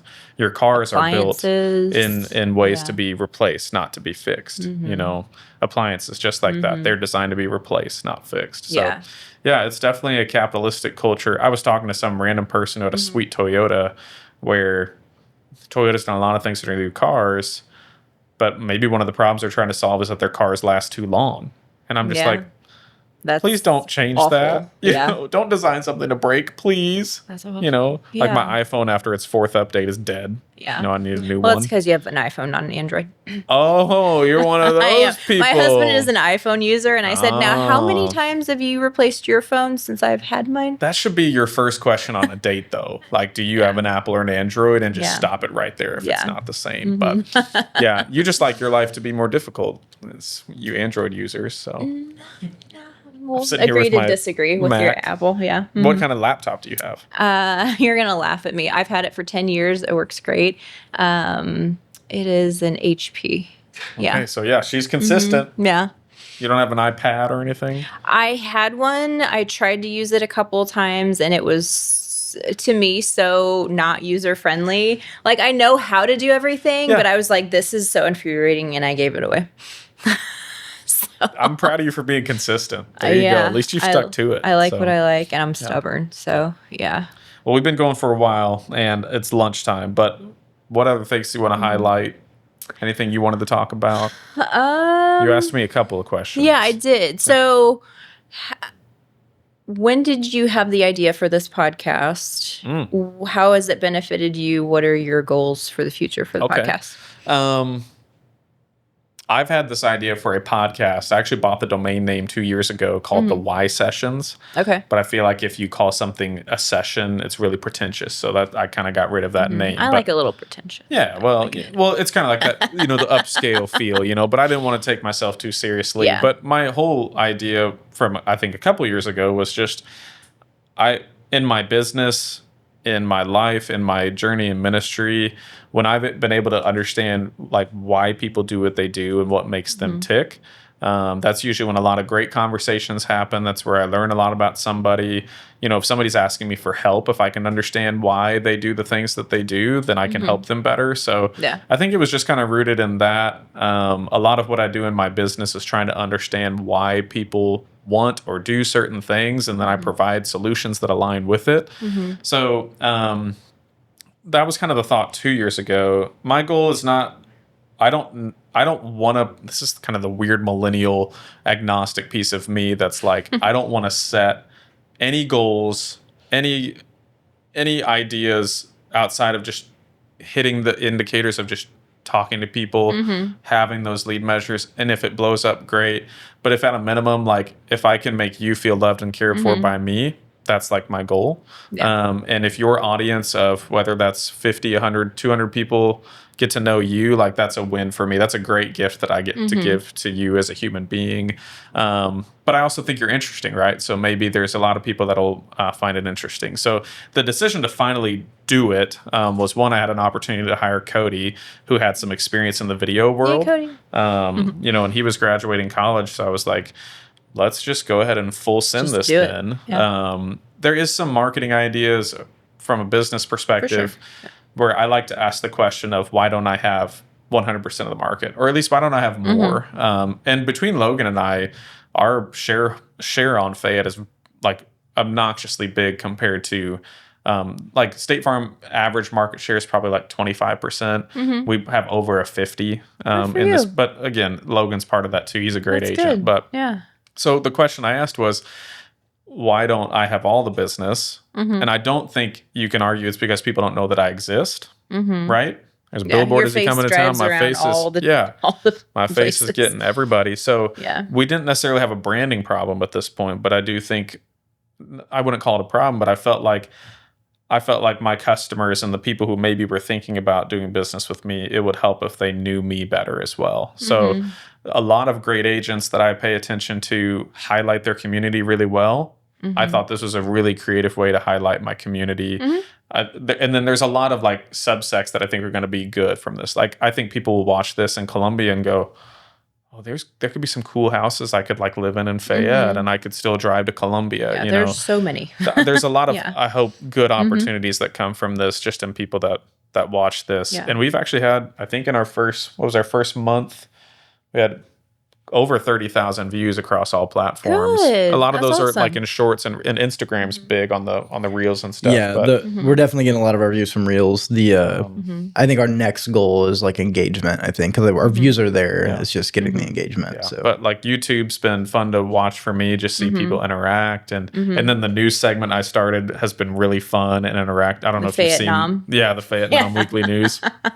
That's been a really fun And thank one you to for do. letting me parallel park out front Oh, of your yeah, building. no I problem. appreciate that. Yeah, I I know don't- the lines are diagonal, but I just took it upon my myself. favorite is in front of my building when people just pull all the way onto the sidewalk. Yeah, I'll Yeah. do that next time. I didn't know. My bad. Yeah.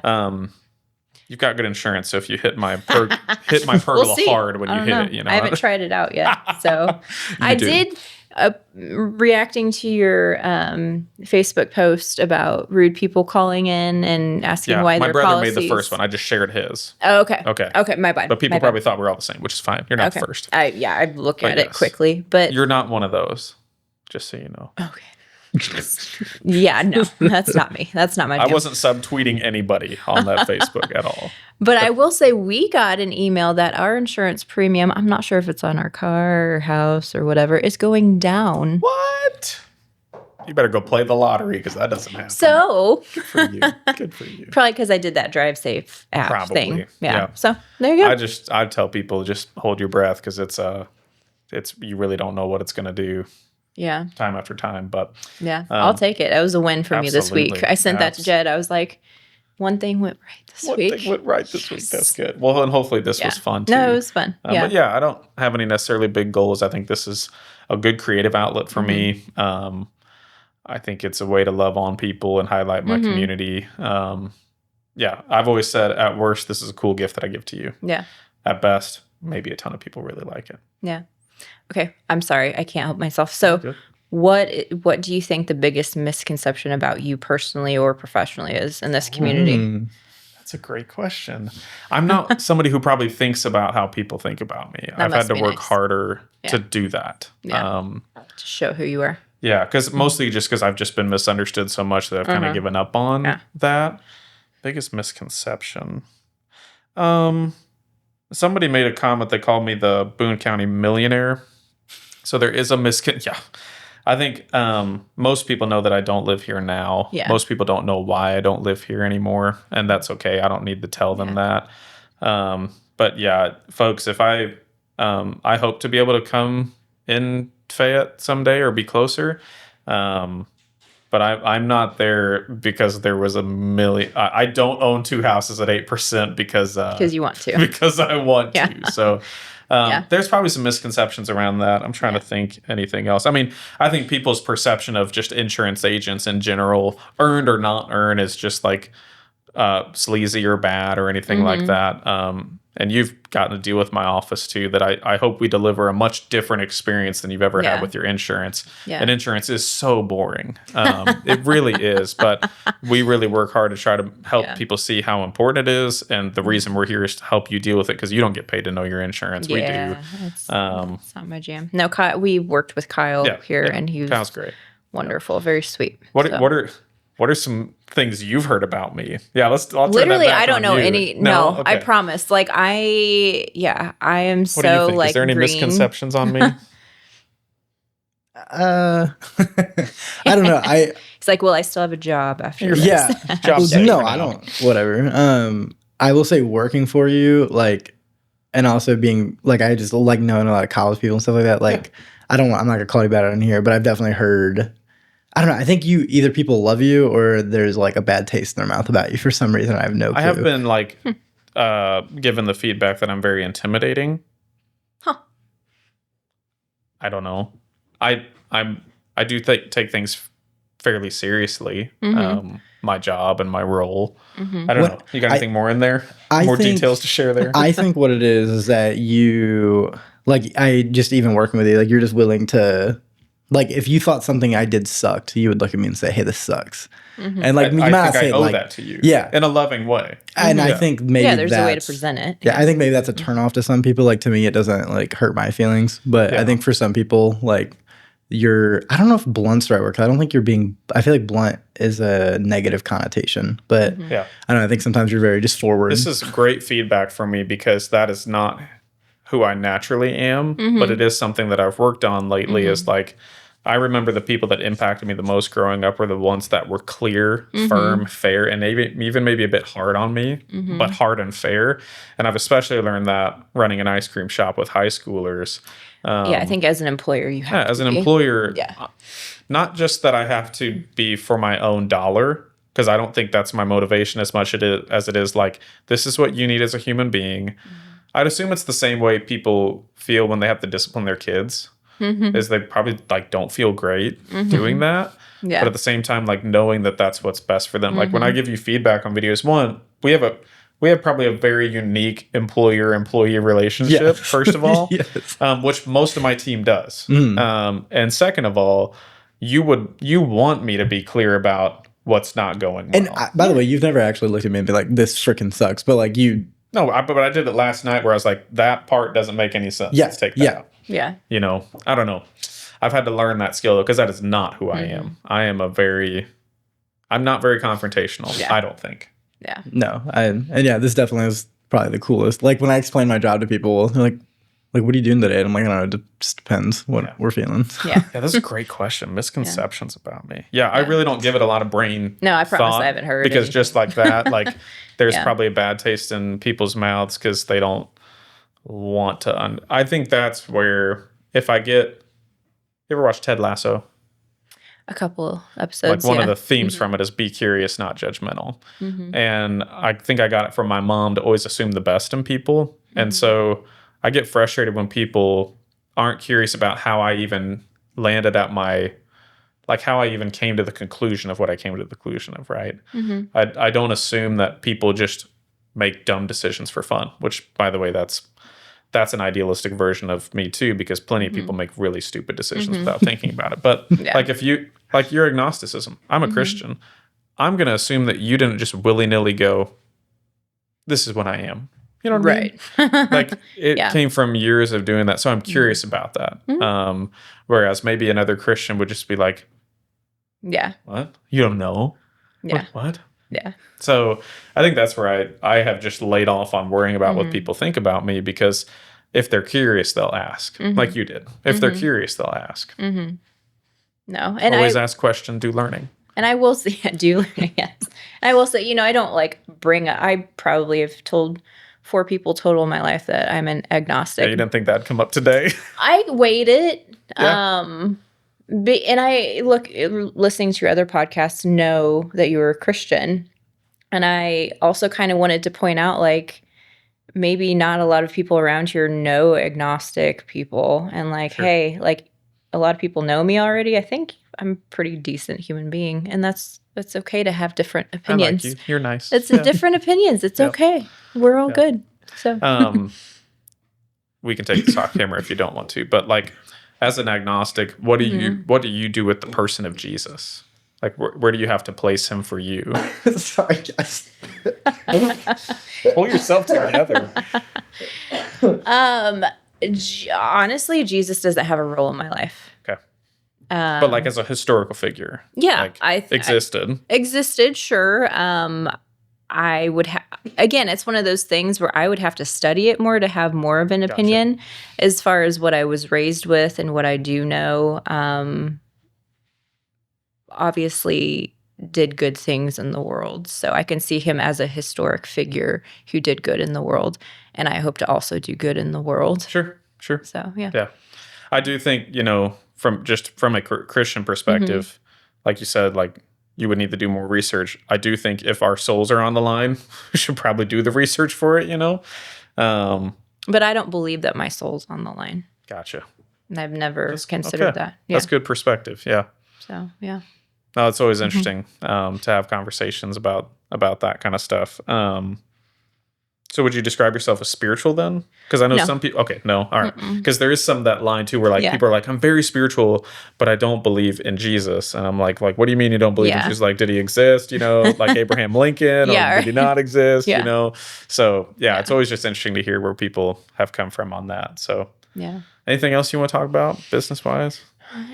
I don't think so. Come see me in Rocheport. Yeah. Let's bring business here in Fayette. Where are you at in Rocheport? In Rocheport, we're in downtown. Downtown. There's one street that is downtown, right? Yeah, what's it next to? So I'm on Central Street and 2nd Street. So I'm in the back of the post office building for the candle bar. And then Southern Provisions is basically next to the bank building. Cool. So, do you have a pretty good online presence too for like buying candles online or anything? Those are kind of hit or miss. I get orders from all over the nation randomly. Could my listeners order from online from you? Yeah, Where do either they store. Go? You can go to southernGentCandles.com or you can go to RocheportBoutique.com. So, beautiful. Yeah, all the things. Fun. Yeah, no, I appreciate. I appreciate thanks for coming on. Opportunity. Yeah, it was hope fun. You had fun. Yeah. No, anything else? No. Cool. Yeah, I'm gonna go feed myself. I'm going to McMillan's. So you go to Lafayette. I'm gonna go to Lafayette because I'm craving it. Yeah. And then I should probably. No judgment here. You crave what you crave. That's right. That's right. And you're more of the sweet or the salty person, right? Oh yeah. What are you gonna go get at Max? I'll get a burger. A burger. Is it pretty good there? It's very good. Yeah. Jen and I have actually helped out here and there with them. I'm doing their social media right now. No way. So I don't want to like do an awkward plug and like, No, that's good. Do it. Yeah. Yeah. Max is where Bee's Knees was, where all these different bars were down in there. So next to the Tricky Fish, folks, if you haven't been down to Max. Yeah. Which is a revamp of the old Max. Yeah. So I hope to help tell the story, and that's what I'm doing today is meeting with Brian, and we're going to take some photos, and I'm going to take notes on how it began, why he and Peggy are doing this now, because she works full-time. He just retired from Caterpillar, what it means to him. Like, he loves this community so much, and so I'm hoping to help them tell that story a little bit more. Very fun. Yeah. Well, if you need any video work, we can help you out with that too. So please, I'm always looking. Please. Yeah, Okay. always down for it. Okay. So. Cool. Yeah. Well, I'll mention it one step at a time. Oh, for sure. It's a lot. Yeah. So some of us move faster than others. So, well, it was great spending time with you, Caitlyn. Thanks for coming on. Go to Rocheport. It's good food there. Good places to shop. You're open most of the time Thursday through Saturday, and then here in the fall will be Wednesday through Saturday. Thursday through Sunday, and then fall will be Wednesday through Sunday. So what time? 10 to 4. 10 to 4. Yeah. And with that, 10-4. 10-4. Roger. All right. Outro music.